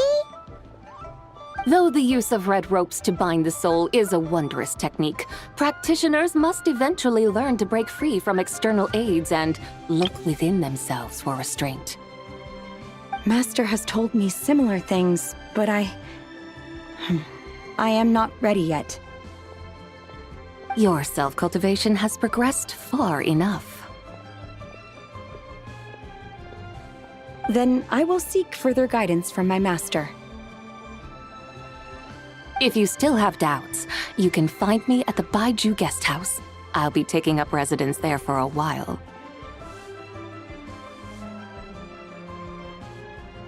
For now, my dutiful guides, let us be off.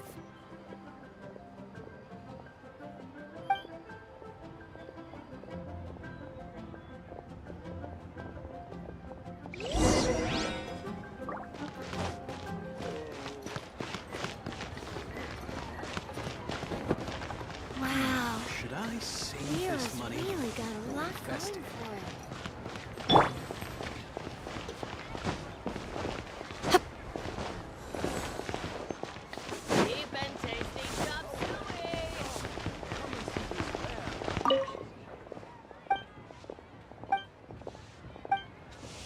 I can't believe I've got belief.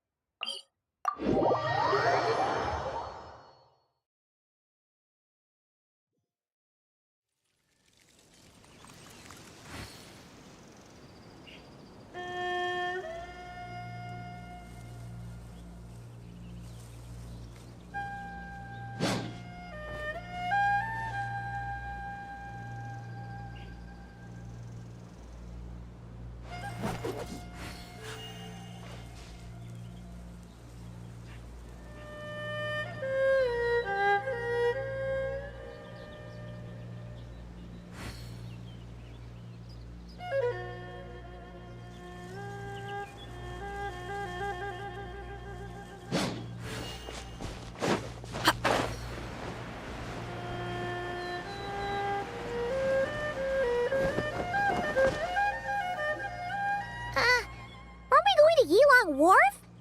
How do we end up on this mountain?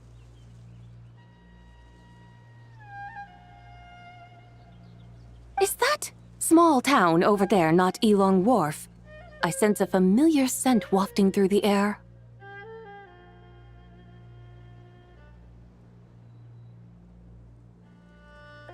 You're right! Except for the smell part. Paimon doesn't smell anything.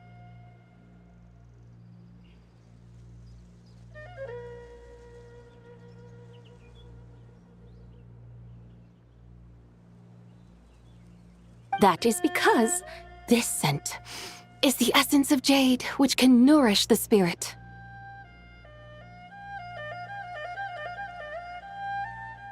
Oh, yeah! Shenyu Vale does have a lot of jade, but Paimon didn't think jade smelled like, anything. Naturally, this has reminded me of something. Hmm? And what's that? A few simple tricks for mastering one's power.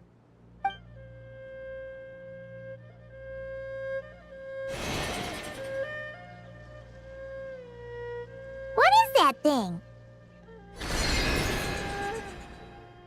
I'm sure you've been to Elong Wharf many times before, but I wonder if you've done so while cruising through the air. You've been such dutiful, dedicated guides, so allow me to offer this fresh experience as recompense. Please step in.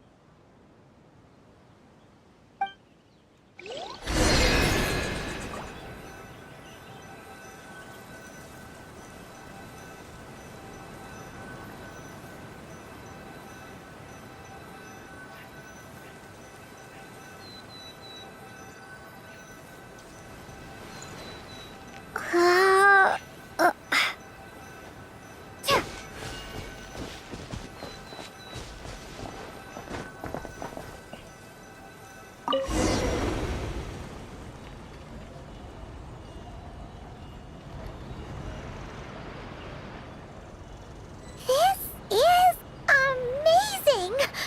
Paimon feels just like an Adeptus flying through the sky! What is this thing? I created it from my memories of the chariot of the Lunar Palace. Many years have passed since I last laid eyes upon it, so... A lunar chariot? Wow! Paimon never imagined she'd get to ride in one! So, Zibai, does that mean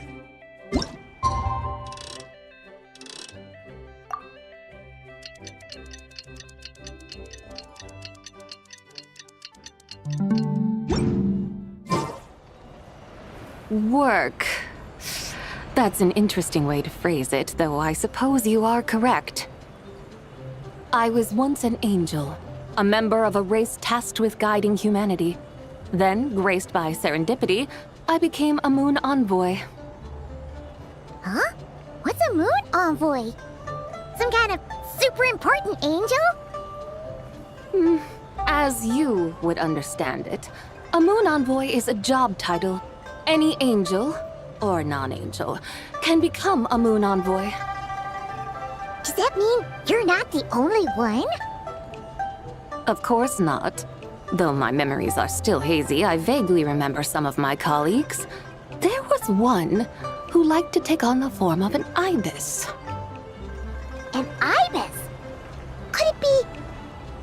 Can all moon envoys turn into animals? Does that mean Lauma could take that job? She can turn into a deer, and moonchanters are some sort of Luna envoy anyway, right? Moon chanter? I have no idea what those are. Oh, okay then.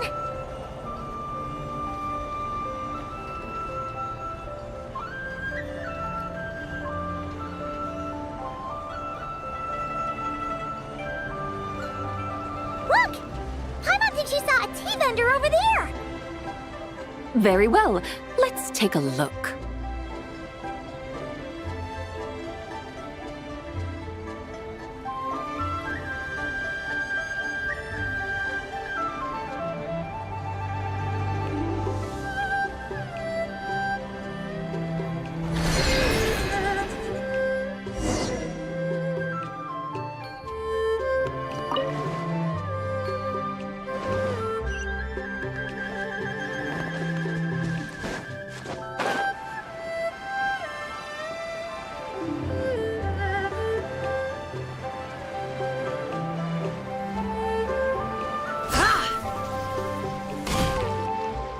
Welcome, please have a look around.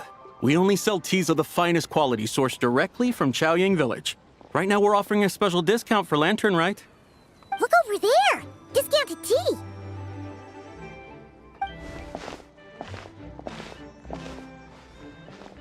Dear customers, are you looking to purchase some tea leaves? I can see from your bearing that you are no ordinary customers. My humble shop has some exquisite teas that should satisfy your more refined tastes. We're not here for quality. We're looking for a discount. A discount? Well, that's a coincidence. Our Sunglaw tea is on sale right now. A special festive offer. Something about the name of that tea sounds familiar to Paimon.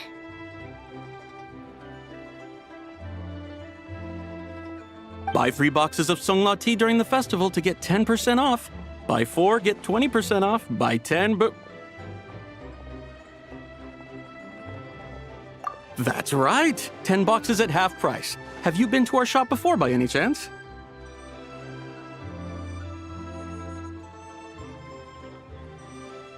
Oh, Paimon's definitely heard this spiel before.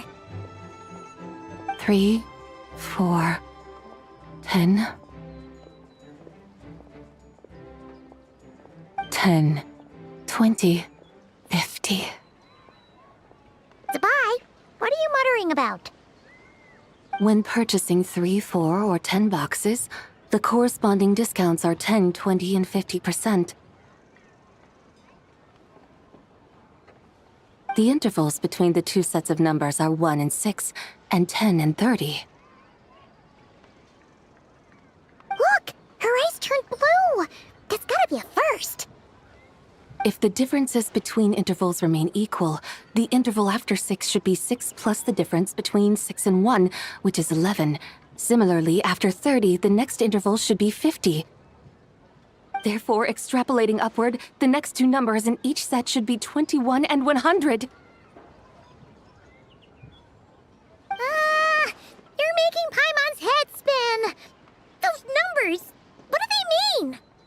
They mean that if we buy 21 boxes of Songla tea, we should get a 100% discount! They mean that if we buy 21 boxes of Songla tea, we should get a 100% discount! 100% discount? You mean we'll get them for free? Oh, there was a pattern to the discounts! Is that right? The pattern we speak of is mathematics, little one. A pattern that is always right. That's amazing! You're a shopping genius, Zibai! Oh wait, something feels off here. I had no idea our shop's discounts were tied to the laws of nature.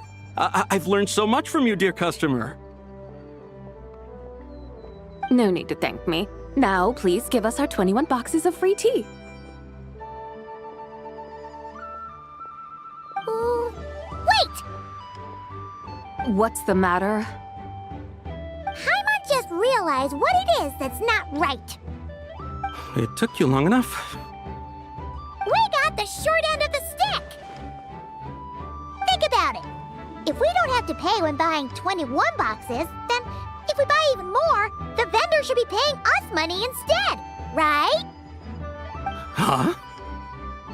Hey, Zibai, work this one out.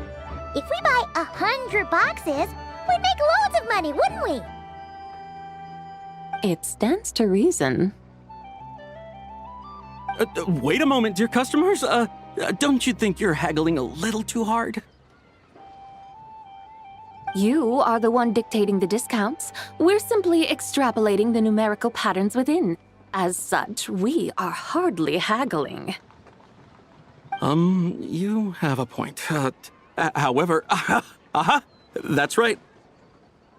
I'm so sorry. I just remembered. My supplier didn't come today, so we don't have any tea after all. Such a shame. Terribly sorry about this. Awful, awful luck. Where can we find your supplier? Well... Not to fret. We'll save you the effort and go straight to the source ourselves. Well, you see, dear client, the supplier's discount isn't as generous as ours. You won't be able to get the same price from them. Huh? Does that mean they won't pay us for taking their tea?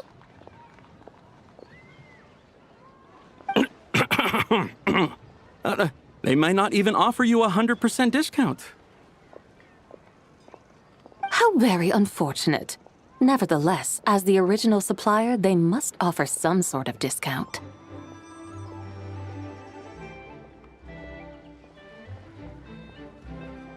Besides, we're not looking to make money. We just want a good deal. Well, that's great. My suppliers are all tea farmers from Chaoying Village. You can go ask around the village, but please don't say I sent you.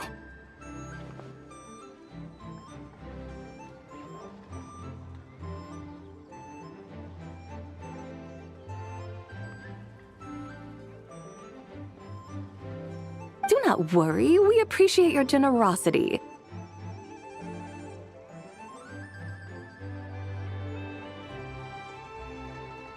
Referring customers to your business partners, even choosing to remain anonymous, the demeanor of a true gentleman indeed. Your business will surely prosper. I hope you're right. Then let us head to Chaoying Village. Do you know the way, my guides? Of course! Just follow us!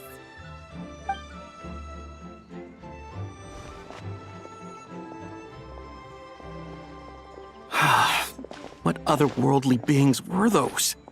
Thank the heavens I managed to send them on their way. I should hurry home and pray to the White Horse Adeptus. May she bless me such that I never encounter such customers again.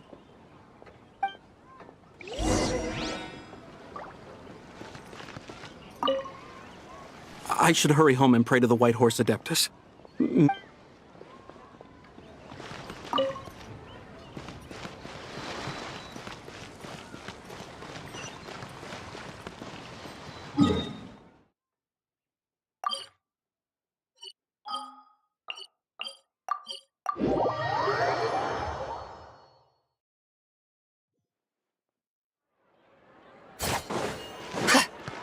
Ad Astra Abyssosk.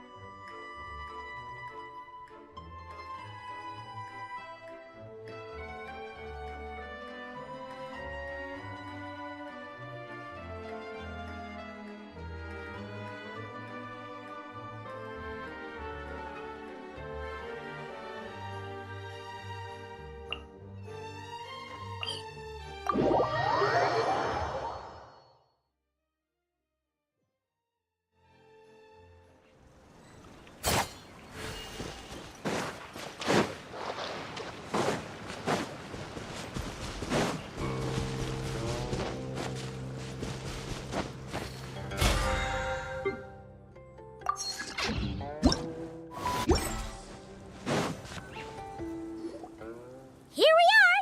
Chaoying Village! The mountains and waters are pristine. They embody the beauty of heaven and earth. It's a good-looking place, all right. But it's hard to enjoy the scenery when Paimon can't stop thinking about all that tea-buying Mora we're missing out on. Should fate dictate, Mora will find its way to you sooner or later. Well, Morak certainly finds us often enough. He even sought us out in person this lantern rite. For now, let's look around and see if any tea farmers are selling their crop. We'll be able to see more clearly from up high. Let's take to the sky and enjoy the beautiful scenery while we're at it.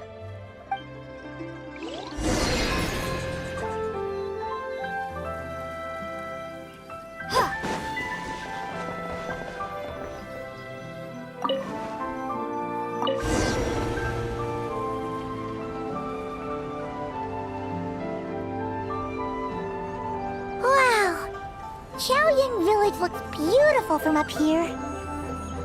Indeed, the houses here are quite different from those in Liyue Harbor. They follow the natural contours of the mountains, forming unique, elegant structures. Yeah, it's super beautiful. The white walls and dark tiles frame the emerald waves of the terraced fields, while the curved eaves and tall gateways juxtapose each other with grace. It's almost too beautiful to be true. The crowing of roosters and barking of dogs, the calls of farmers working the fields, a vibrant pastoral chorus overflowing with earthly vitality. Yeah, it's incredibly beautiful, huh? Have you studied the linguistic arts by some chance? Huh? Your vocabulary for beauty seems rather constrained. Paimon knows how to say pretty as well. I see. Now then, let's take a look around and see if we can find any farmers selling tea.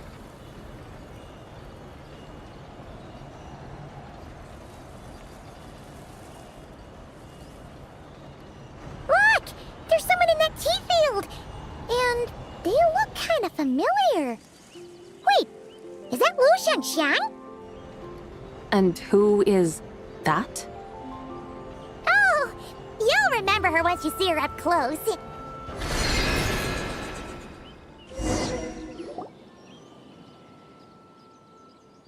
Hey there, Lu Shengxiang! It really is you! Huh?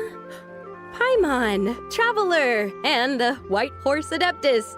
Fancy seeing you here. The White Horse Adeptus has a name now. You can call her Zibai. And you are... Wait. I remember now, you're... Don't say anything about food poisoning or fish.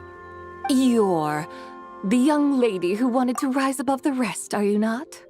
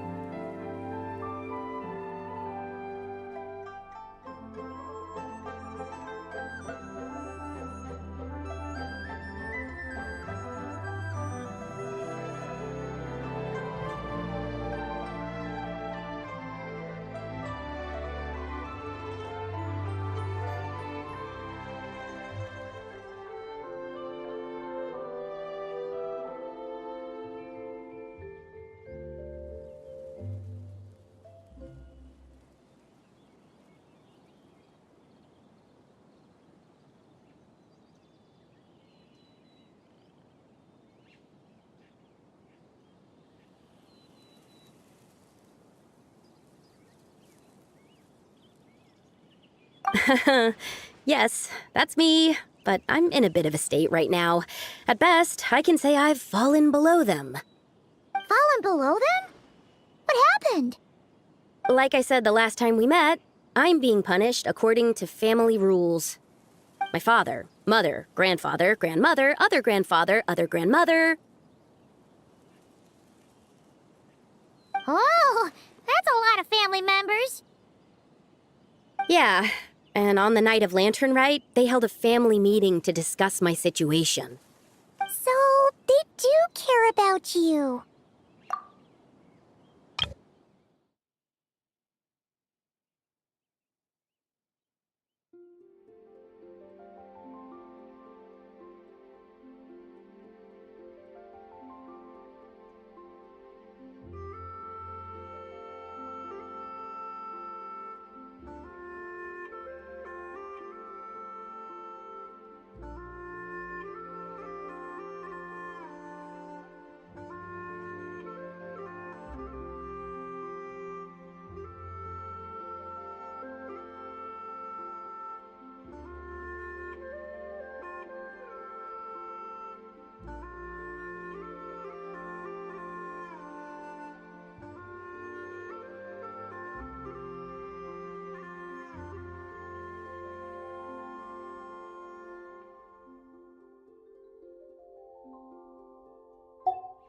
There's no doubt they care. But they think that since I caused all that trouble in Liyue Harbor, it shows I can't be trusted on my own. They decided to ground me. Ground you? Yeah, though they're not confining me to my room. Instead, I have to personally nurture a tea seedling until it grows big enough to be sold at market. Aw, a tiny little tea baby. Do they want you to experience what it's like to be a parent? It's supposed to cultivate my character and temperament. They say this will help me calm down and reflect on my issues. What happened in Liyue Harbor really wasn't your fault. Oh well, at least this punishment doesn't sound too harsh. So, how long will it take for the little tea baby to grow? Actually, I don't know. I've never grown a tea tree before. It usually takes 2 or 3 years. 2 or 3 years? So, 2 or 3 years? Yes, the tea in this garden requires 2 or 3 years to mature. that long? Zibai, you're not making this up, are you? How do you know so much about growing tea? When the plants thrive and grow, that is the meaning of my name. I can tell at a glance when their season of ripening will come.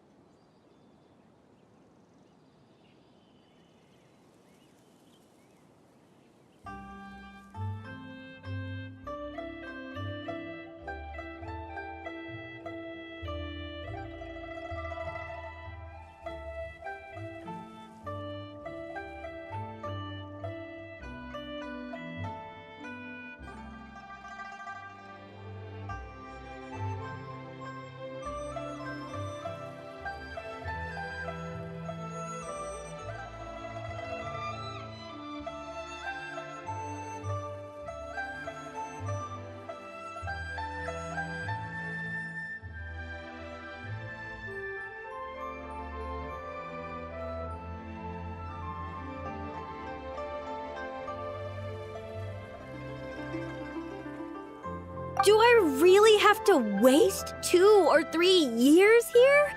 Why is this happening to me? I'd only just found my direction in life. Yes, during the night of Lantern Rite, I heard many people reciting poems from Long Gone in praise of the moon. In that moment, I suddenly felt a great sense of pride. I mean, I helped excavate cultural artifacts from Long Gone, so I contributed to the revival of these poems too, right? So I decided to stay with the archaeological team. I want to unearth even more history. I see. And are you sure that's what you want to do? If you don't achieve anything significant in the years to come, will you still enjoy it? Yes, because archaeology gives me that boom shakalaka feeling. Wait, did Xiangling teach you that? That's right. I was asking her for advice. She said that if something gives you that boom shakalaka feeling, then it has to be worth pursuing. I immediately thought about how, when I'm excavating in the ruins, I always feel like there's a ghost standing beside me, and not in a spooky way. It feels like my great-great-great-great-great-grandmother patting me on the shoulder and saying, "Keep going. You're about to rediscover some grand ancestral knowledge." Right? It feels like I've made some kind of connection with my ancestors. Isn't that amazing? Since you've made up your mind, you should give it your all. And I'd love to, but I'm still grounded. Run away, summon up a little boom shakalaka, and leave the tea garden behind. Flee this village. That might be going a bit far. You don't want to lead others astray, Zibai. Run away, summon up a little boom shakalaka, and leave the tea garden behind. Flee this village. Yeah! Tell them about your great-great-great-great-great-grandmother. She must be the most super-duper ancestor to have ever risen above the rest, right?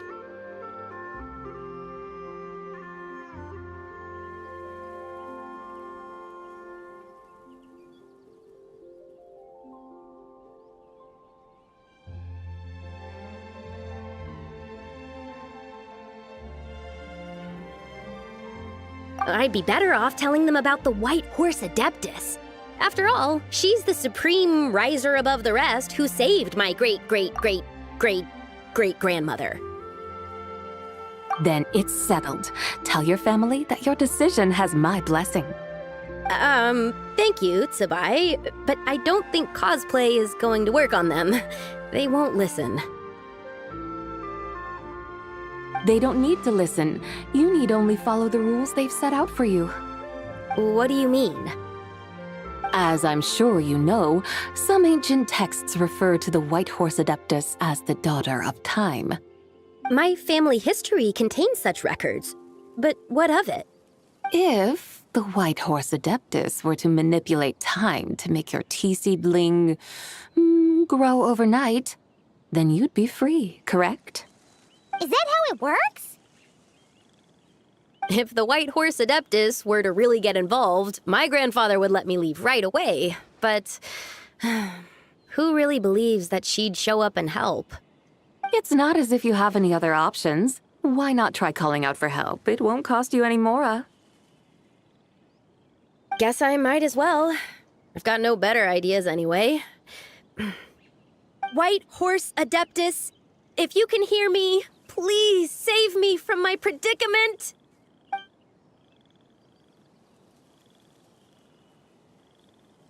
Ugh. Nothing happened, as expected. Perhaps the White Horse Adeptus has already heard your prayer. Why not come back here tomorrow and take a look? By then, the seedling you planted may well have grown into a thriving tea tree. Thank you, Zibai, for trying to comfort me. I do feel better now, kinda. But can't you really do something like that?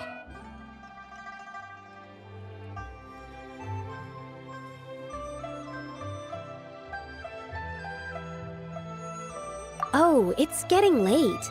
Why don't you all stay at my house tonight? My family may be strict with me, but they're always welcoming to guests. That sounds great! Let's get some sleep and then come back here tomorrow to see if our tea baby has grown.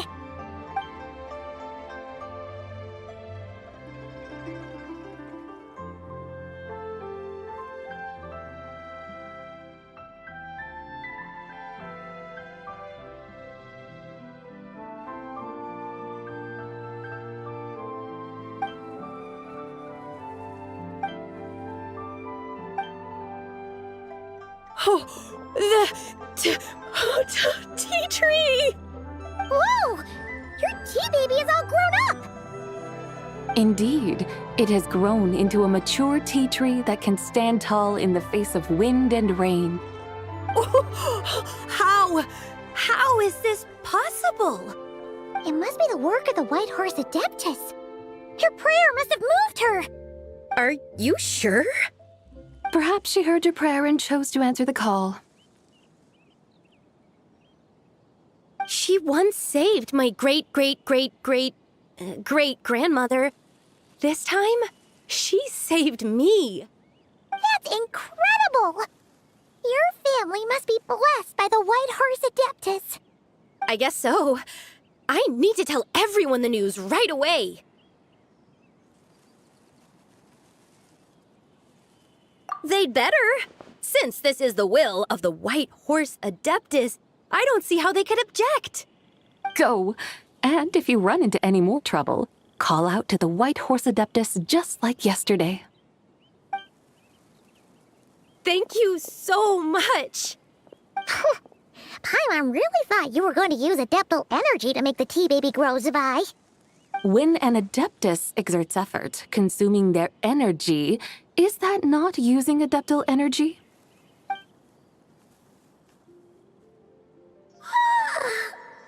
All right. What are we doing out here in the middle of the night? We're here to help Lu Xiangxiang fulfill her wish, of course. Can you really make the tea baby grow? It won't be easy, but there are ways.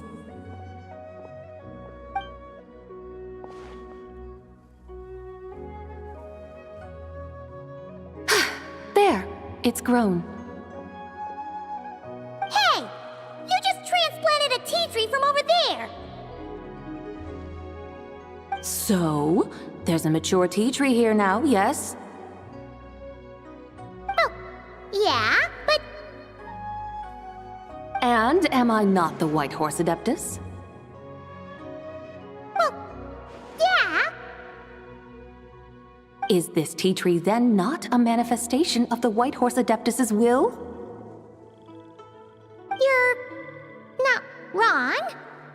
But again, there's something not quite right about this. Maybe this will become another mystical Adepti tale recorded in their family history. That would be marvelous. Paimon thinks so too. Hey, Traveler! Zibai seems to be doing much better now, don't you think? Oh! Paimon bets that's why Zhongli chose to send her on this errand. That's a great idea! We've already shown her Liyue Harbor, Yulong Wharf, and Xiaoying Village. How about we head to Qingce Village next? Qingce. That name sounds familiar. The scenery there is really beautiful. Pretty, too. It's the perfect sightseeing spot. How about we show you around? I must say, I have been mightily impressed by the mountains and waters of Liyue. Please lead the way, my dutiful guides. All right, let's go!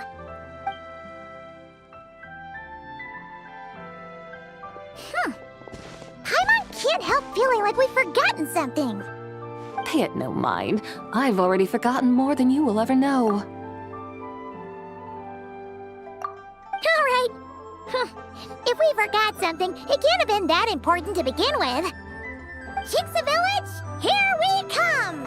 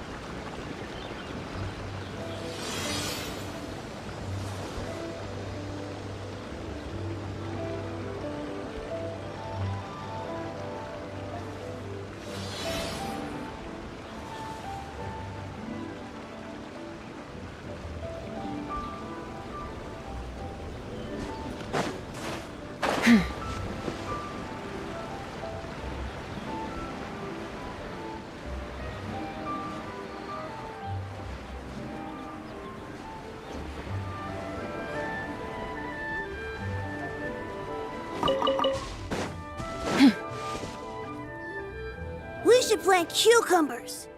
We should plant canolas. We should plant cucumbers. They're easy to sow. We should plant canolas. The flowers are pretty. What are you arguing about, little ones? We're deciding what to plant in our field once Lantern Rite is over. Yeah. Dad gave us a small plot of land to grow our own crops. He said we can keep all the more we get from selling them. We should plant cucumbers, right? Dad plants cucumbers every year. We should plant canolas. We can press the seeds for oil. It smells good and sells for a good price. Ah, an agricultural debate. This should be easy to sort out. Granny, are you a farmer? Could you tell us what to do? Granny? Granny? What did you just call me, you rapscallion?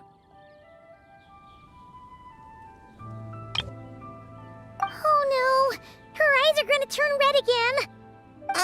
It's just, my granny smells really nice, and you smell nice too, so...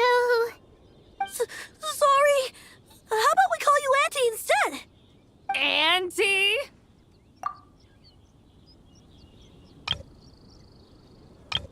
Auntie? Oh, all right. Big Sis Zibai, can you help us decide whether we should grow cucumbers or canolas in our field? You little rascals! Using priceless land like this just for cucumbers and canolas? What a waste of heaven's gifts! Huh? What should we plant instead? With the coming of spring, when all things awaken, the field should be sown with the 5 grains. What are those? The 5 grains are life's staples, the heart of the people's table. I notice the people here mostly eat rice, so that is where you should begin.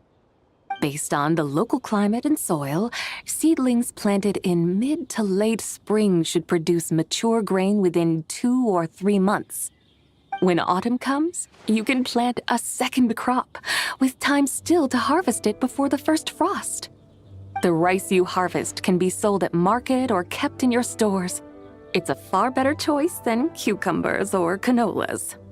Oh, but Big Sister Zibai, I like canolas.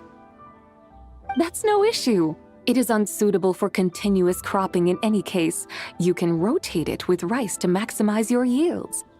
After the second rice harvest, around wintertime will be the perfect opportunity to sow their seeds. And when they mature in mid to late spring, you shall be just in time to sow the first rice crop of the year in turn. This way, your field will sustain balance, rice and canola in a harmonious cycle. Wow, that means we'll have crops to harvest all year round. Wait a minute! If rice and canola take up the whole year, what about my cucumbers? A firefly dares rival the brilliance of the moon? In what twisted universe should cucumbers vie for land with rice?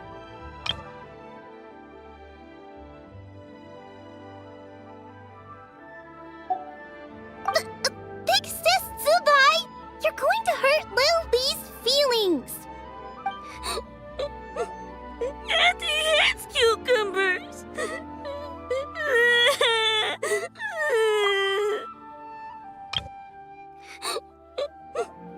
Auntie hates cucumbers.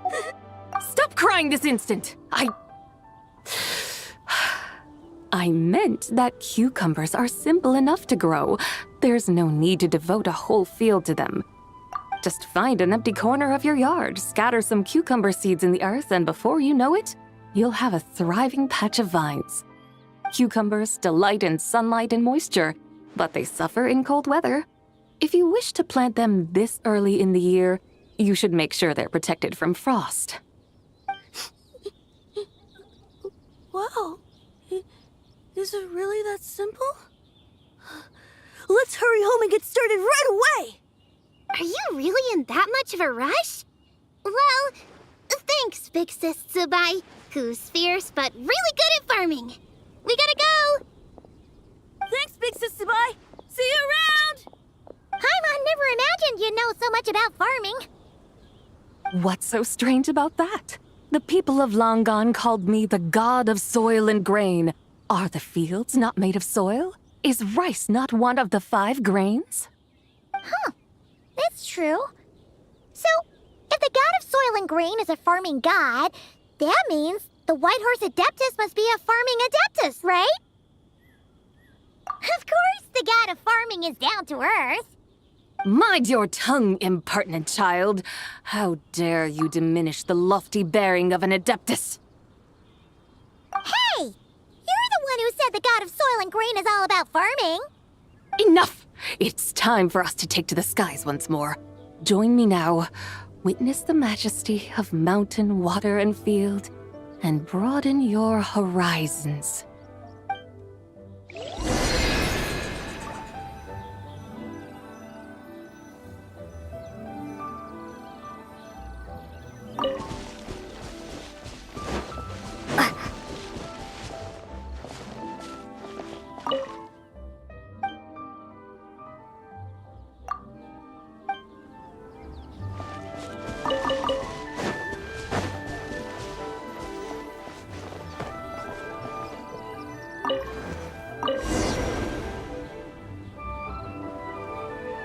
Wow!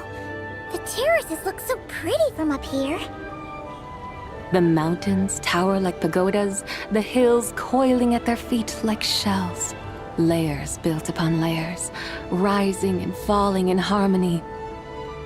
A truly unique and mesmerizing sight. Thinking about it, you have a special connection to this place, you know. A special connection? Yeah! There's a local legend about a white horse leaping from a pure spring to follow Rex Lapis into battle. Don't you remember? He must have been living in seclusion around here. That does sound somewhat familiar. Oh, and if we keep going up this way, we'll reach a super-duper spooky spot. He might have a connection to that place, too. There's an ancient array that seals away the remains of a fallen god. A god's remains? Yeah! The people of Liyue turned that story into an opera called The Sanctification of Tao Do. Does that ring any bells? Tao Do. Huh. The 7 and 8 gates array. That's right, that's right! You do remember! Buna, the god of the underworld, who could pacify the forces of life and death. Huh? So, Tao Do had another name? Let's go take a look.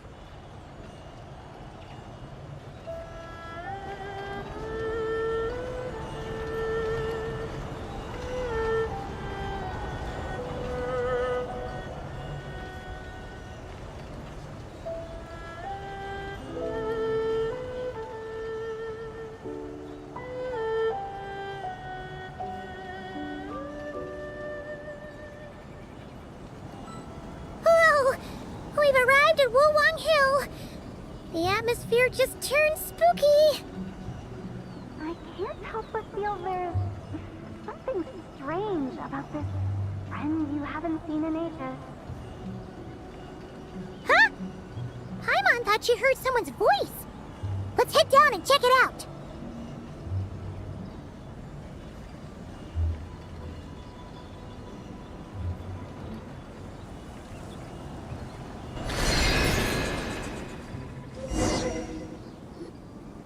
I can't help but feel there's something strange about this friend you haven't seen in ages. Strange? Whatever do you mean? Her strangeness defies description. This Miss Zibai is a full-blown enigma, don't you think? I'm afraid I have no idea what you're talking about. Aren't you worried about sending her all the way to Yilong Wharf on her own to buy tea? What if she gets lost? Where there are people, There are paths.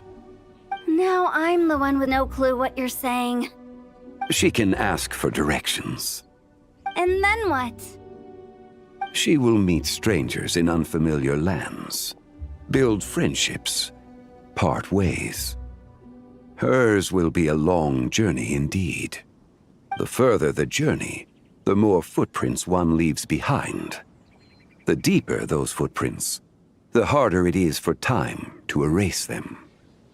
Ah, so you want her to make new friends. I see. But from what you say, it sounds as though she's not from Liyue. I believe she was not, but perhaps she will be. You're sounding stranger by the second. Huh. Oh, over there. Oh, look who's here. Hu Tao! Zhongli! What are you doing here? Traveler, Paimon, fancy meeting in a place like this. Oh my, and Miss Zibai too. Sounds like fate to me. We were taking Zibai to buy some tea from Yulong Wharf. Zhongli sent her there, though she didn't even know the way, and...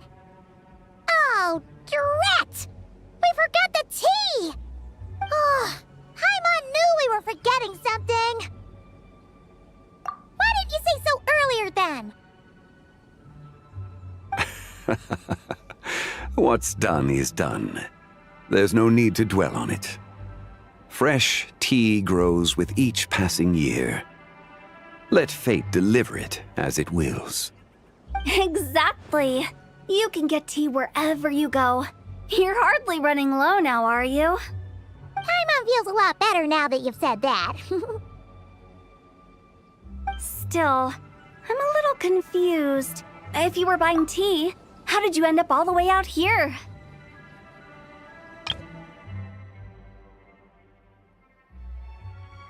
We're taking Zibai on a sightseeing tour.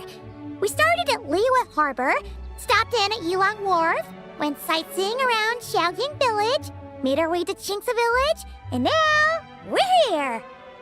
Wow, that is quite the itinerary. Yeah, actually, Paimon thinks it's about time we headed back.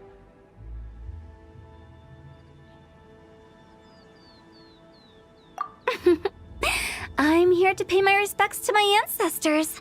My dear consultant kindly agreed to join me. It is Lantern Rite, after all. Adepti and ancestors should be venerated alike. Ancestors? Wait, could you be? Are you heir to the Wu-Wong kid? Or perhaps the lone butterfly of the Crimson Flame? Whoa, have you got all your memories back? Huh? Miss Zibai, you know about the Wangsheng funeral parlor and the 8 adepts? I happened to hear a storyteller expound on the sanctification of Tao Do. Lots of people know that story, sure, but very few can discern my family lineage from just a glance. Well, Zhongli, your friend here really is quite something.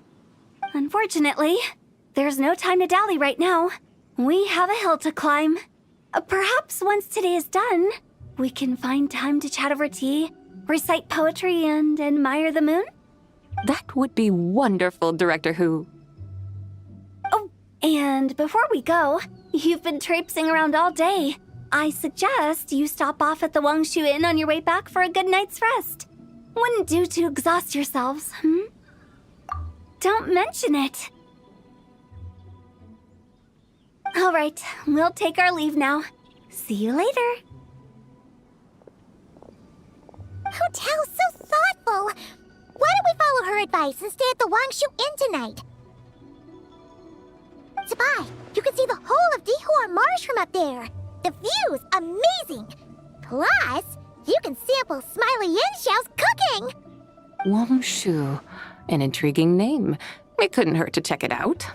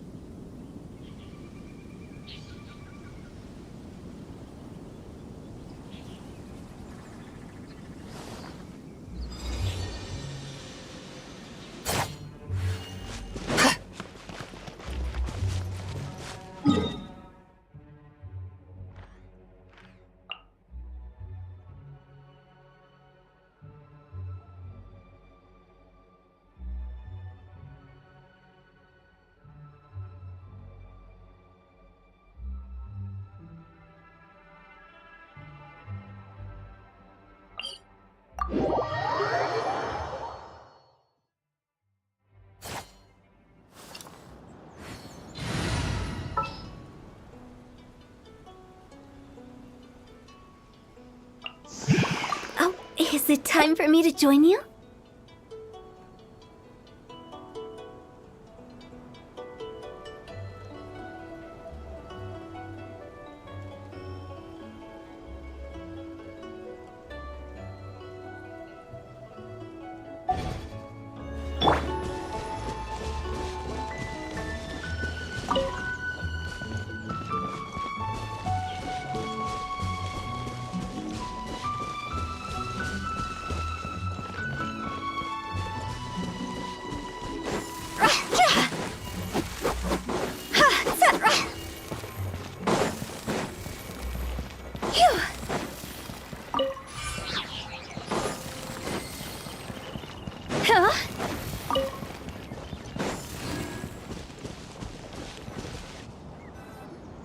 Is that towering structure Wongshu Inn?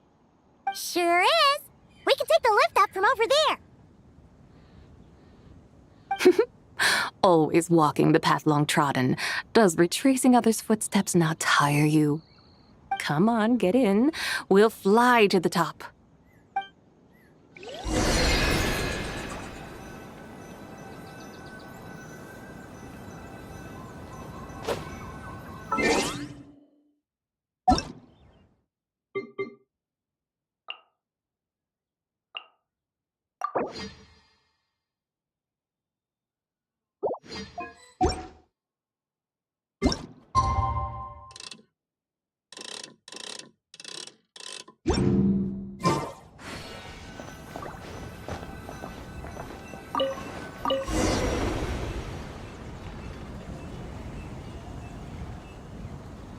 Are we really going to fly up to Wongshu Inn?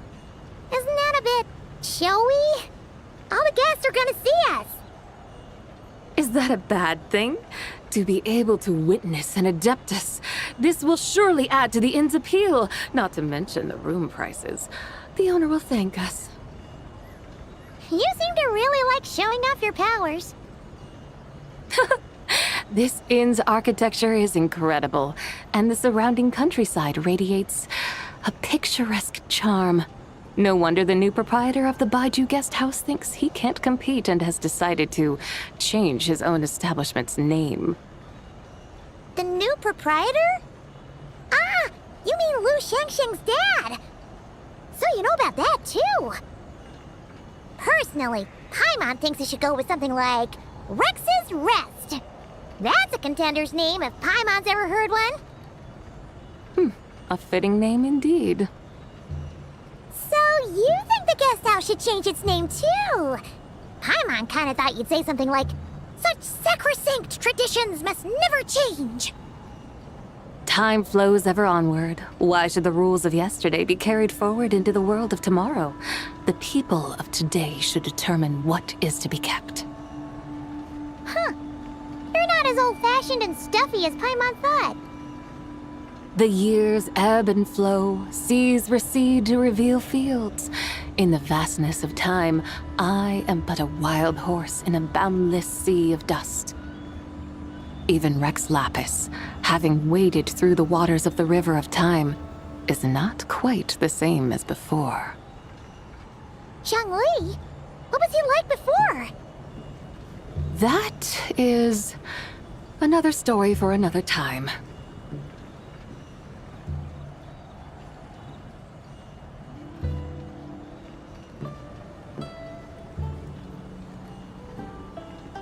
We have arrived.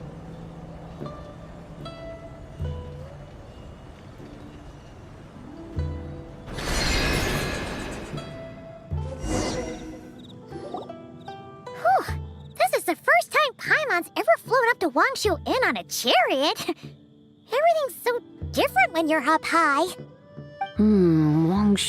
Wongshu. Like moon lanterns and shell lanterns. Might it all be a coincidence? What's a coincidence?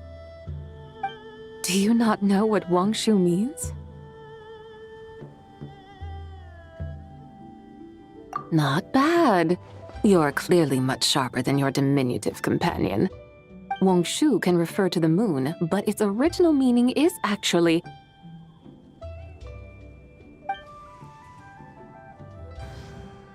the goddess who rides the bright moon's chariot.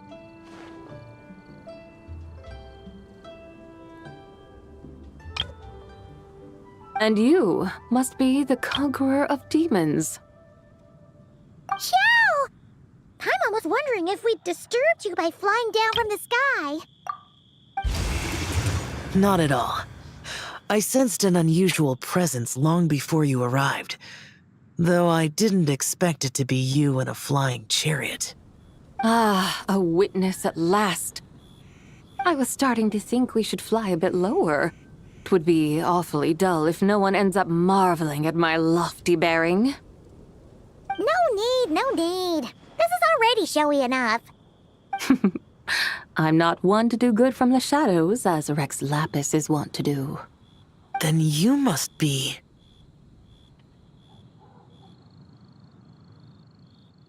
Oh, nay, I'm only cosplaying as the White Horse Adeptus, in truth. Oh, nay, I'm only... Cosplaying? What's that? Ugh, ignore her nonsense. She's a genuine article. The one and only, completely authentic White Horse Adeptus. It's just... Xiao, did Zhongli say anything about her being a teensy bit... not quite right? Mental instability, perhaps? Did Zhongli tell you that? No, this is my own speculation. Well, you've pretty much hit the nail on the head. It's like her brain's filled with a bunch of slimes right now. All gloopy and messy. There's a hot-tempered pyro slime, a math-obsessed hydro slime, and a mischievous little animo slime. But don't tell her Paimon said that, or she'll come and tell us all off. You white-haired rascal! Do you think I can't hear you?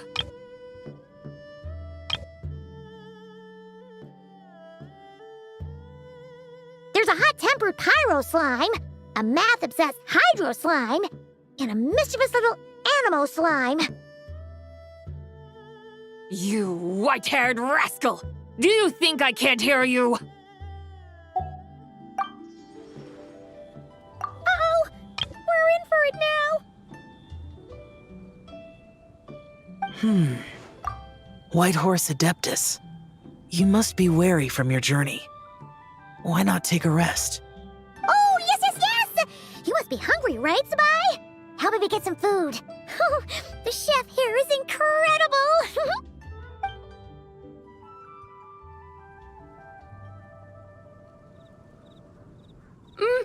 It's so hot!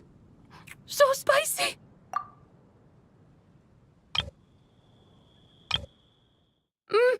It's so hot! So spicy!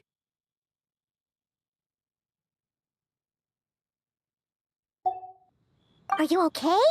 Do you want Paimon to get you some water? Don't worry about me. I just need to pace myself.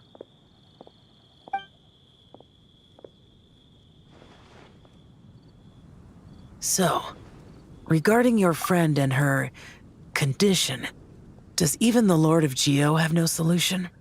Zhongli said we should wait and she'll get better on her own. But who knows how long that's gonna take. Is that why her personalities change so easily? Paimon thinks that has something to do with her 3 deadly selves.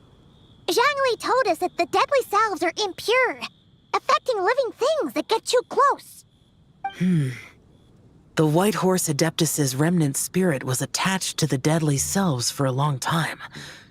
It makes sense that her temperament and memories would have been influenced by them. But Paimon still doesn't really understand what the 3 deadly selves actually are. Paimon, as you do not practice self-cultivation, I cannot help you fully understand. But you can think of them simply as emotions and desires. The act of severing the 3 deadly selves is a means of exercising wicked desires and cultivating one's true self. I believe other nations have similar practices. In Sumeru, it is known as shattering Atmagraha. Oh, so it's about emotions, desires, and attachments. That sort of thing. It includes those. I wonder, does she still remember what happened in the past? Some of it. But right now, it's like she was suddenly awakened. Like she's still half dreaming. The half that's still dreaming might remember things, but the half that's awake doesn't quite get it. Conqueror of demons, are you looking to learn about Rex Lapis's past from me? You are an old friend of his, so please, call me by my name. But Conqueror of Demons sounds so much more imposing. In days of yore, he was the Lord of Geo, Heaven's Star. Huh? You said the same thing the day you came back. But what does it mean? I'm afraid I can't remember. Hey! Did you really forget? Or are you just pretending so you don't have to tell? Why not ask Rex Lapis himself? Whether I've forgotten might be up for debate, but I am certain he remembers.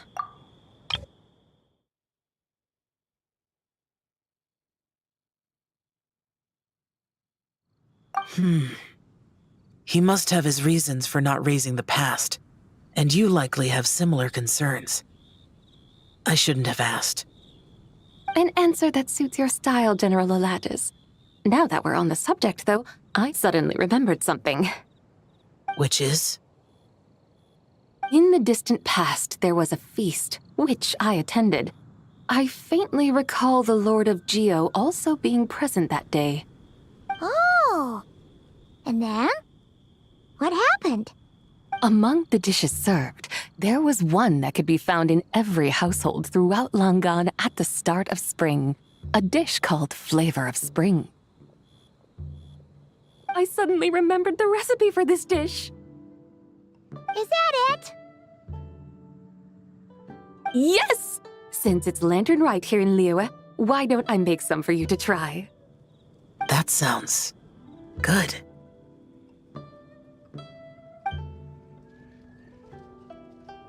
Wow! It might not have been the story Paimon was hoping for, but this looks delicious! The spring breeze stirs. Now is the perfect time to savor this dish. My dutiful guides have gone to great trouble to show me around Liyue, and even the Conqueror of Demons has graced us with his presence. I feel deeply honored. This Flavor of Spring is my way of expressing my gratitude. There's no need for such grand words.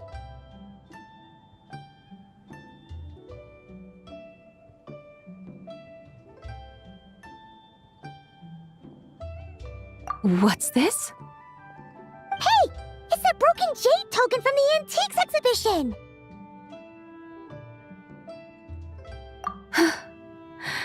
Indeed. This was once an Adepto treasure of mine. I'm amazed it ended up in your hands. Alas, it serves little purpose now in its fractured state. Please, keep it as a memento. Oh, that's a shame. Can't we fix it? This is the way of the world. Once jade is broken, it can never be made whole. Then, what about forging a new one? That is a good point. That it has ended up in your hands must be a message from fate. I could try to craft it into a little trinket for you. One that might prove useful on your journey. Ooh! What sort of trinket? It's just a passing thought, one that will require the right opportunity. I'll think about it more when the time comes. Now that we've had our fill, we should get some rest. Tomorrow we return to Liyue Harbor, where I'll have need of your guidance once more.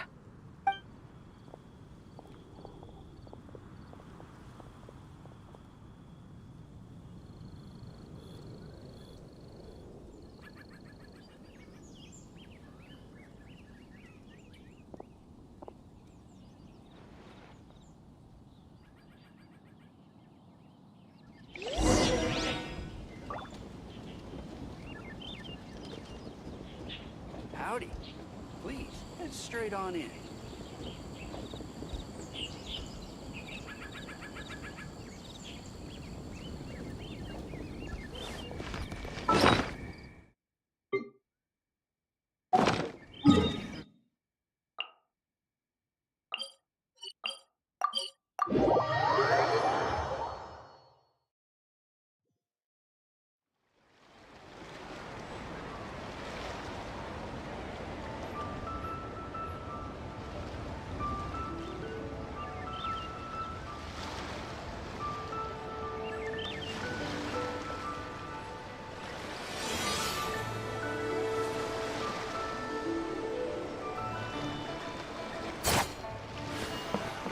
got a bunch of interesting gadgets. Chi-Chi, the lantern ride is almost over. Do you remember how to make a Shao lantern? Morning, split bamboo, traveler. And get silk, make Paimon. You've got it all mixed up again. They're here again. Yow! Looking good in that new outfit, huh?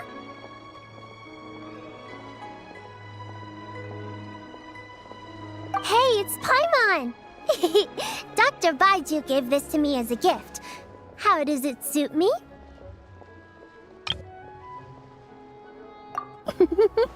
Thank you. Wow! What happened for Baiju to suddenly give you a brand new outfit, Yao Yao? Dr. Baiju is thanking Yao Yao for teaching me to make Shao lanterns. Chi-Chi and I were just playing together. Dr. Baiju's too kind. Oh, yeah, take a look at this. Dr. Baiju gave me these clothes, but it was Chi-Chi who wove this little basket. Wow, that's beautiful. When did you become so good with your hands, Chi-Chi? I learned to make Shao lanterns, thanks to Yao Yao. I also made a wish. What do I always say? The White Horse Adeptus answers prayers. Come, help this old man make an offering in thanks. Huh? Mr. Liu? What did you pray for? For my idiot son to finally come to his senses and not change Baiju Guest House's name, which he has. Huh? He's keeping the old name? Listen to this. My granddaughter planted a tea seedling in our village just a few days ago. She made a prayer to the White Horse Adeptus to help it grow. Overnight, her seedling flourished into a mature tea tree. Oh, that sure does sound like a miracle. Could the White Horse Adeptus really have helped it grow? Of course she did. Oh, White Horse Adeptus, how blessed is our family over whom you keep watch. Truly, this is an extraordinary miracle. You must record it in your family history without delay. Of course. Huh? Is that you, Miss Zibai? Indeed. I have a long-term booking at your guest house. Yes, I recall. Mr. Zhongli said to charge your expenses to the Wangsheng funeral parlor, if I remember correctly. That Zhongli. Always making trouble for poor Hu Tao. I noticed when you were here last that you bear a striking resemblance to the pictures of the White Horse Adeptus in my family history. You both have golden eyes. Perhaps fate has had a hand in our meeting. And a glad meeting it is, Miss Zibai. Now why don't I gift you some tea from my garden to celebrate this encounter? We grow Sunghua tea there, and it has quite the reputation throughout Yilong Wharf. I hope you will accept it. Oh! Sunghua, buy 10 boxes, get half off teas. Back on the menu. Buy 10 boxes, get half off? Don't be silly. This is a gift. It's free. Woohoo! Nice! Thank you so much, Boss Liu.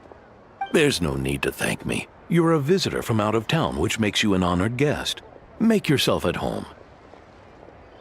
Lantern Rite may have ended, but the streets are still bustling with activity. Make sure to take everything in, meet some new friends, and enjoy your time here. And that goes for you kids as well. Happy Lantern Rite. Got it, Mr. Liu. Happy... Lantern Rite. Yeah! Happy Lantern Rite, everyone! Happy Lantern Rite indeed.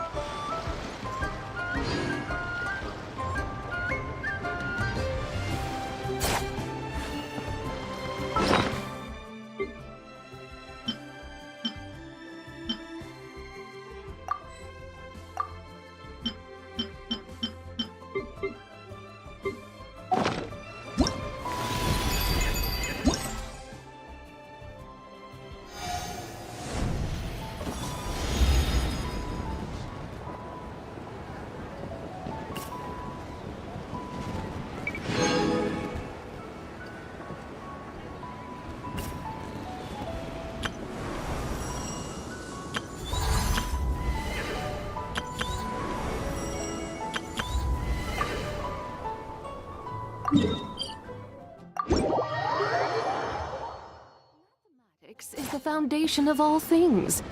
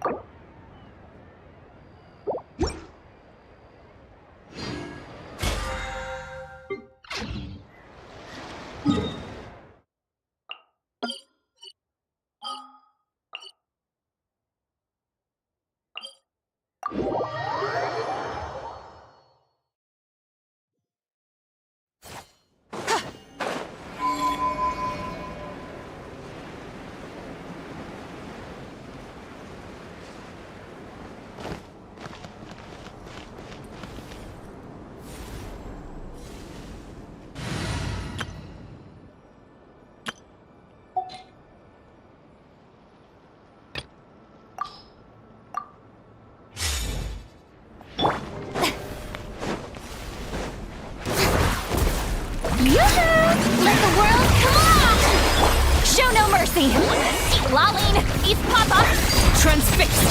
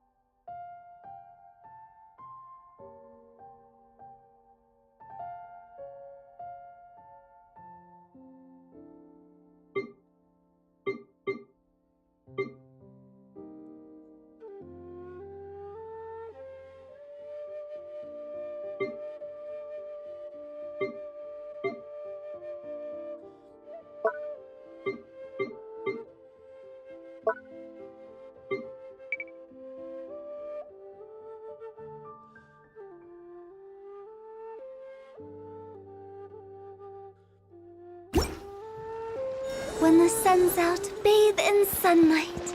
But when the moon's out, bathe in moonlight.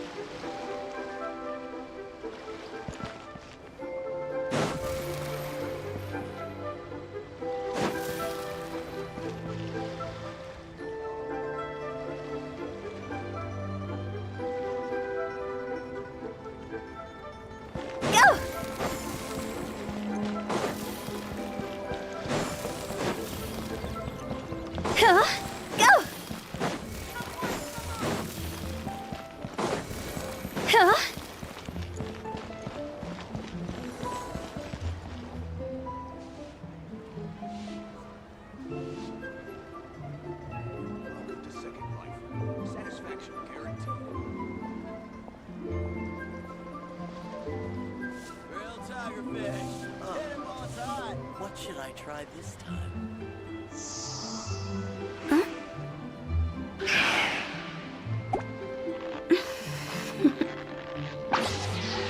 Toodaloo. Welcome to Second Life. Satisfaction guaranteed.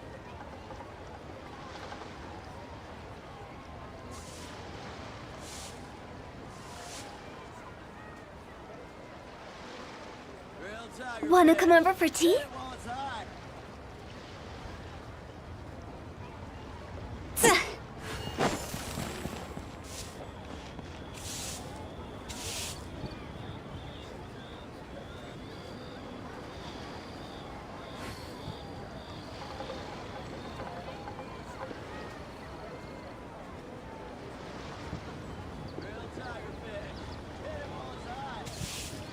Silly child.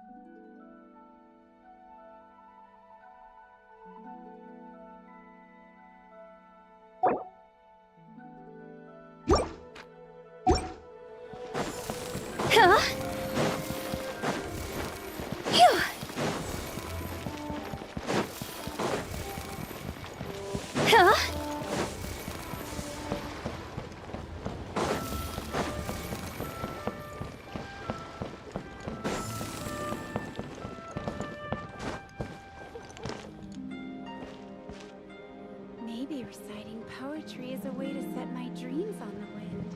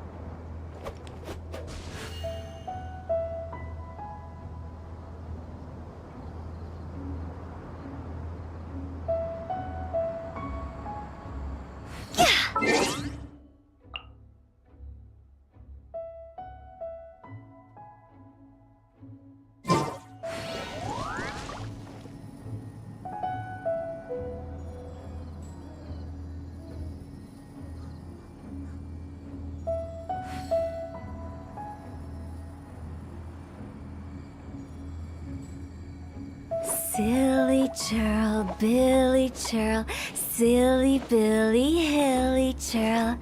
Ooh.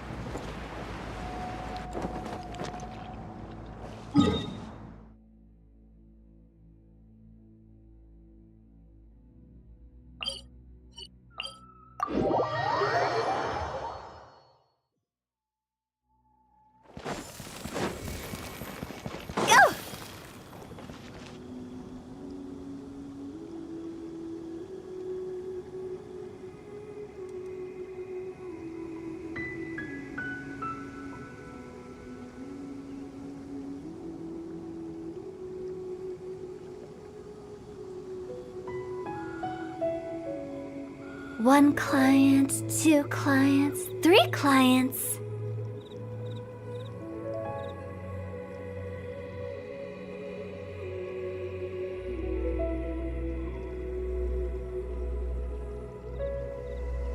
Silly churl, Billy churl.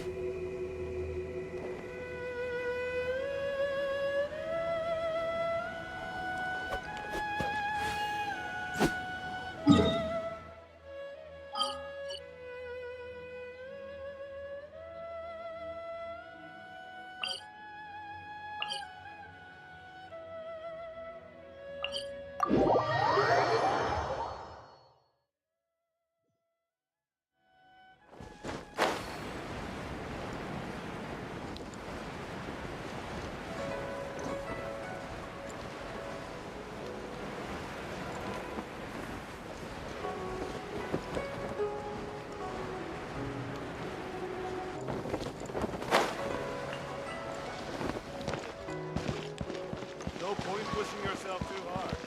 Taking a breather never killed anyone.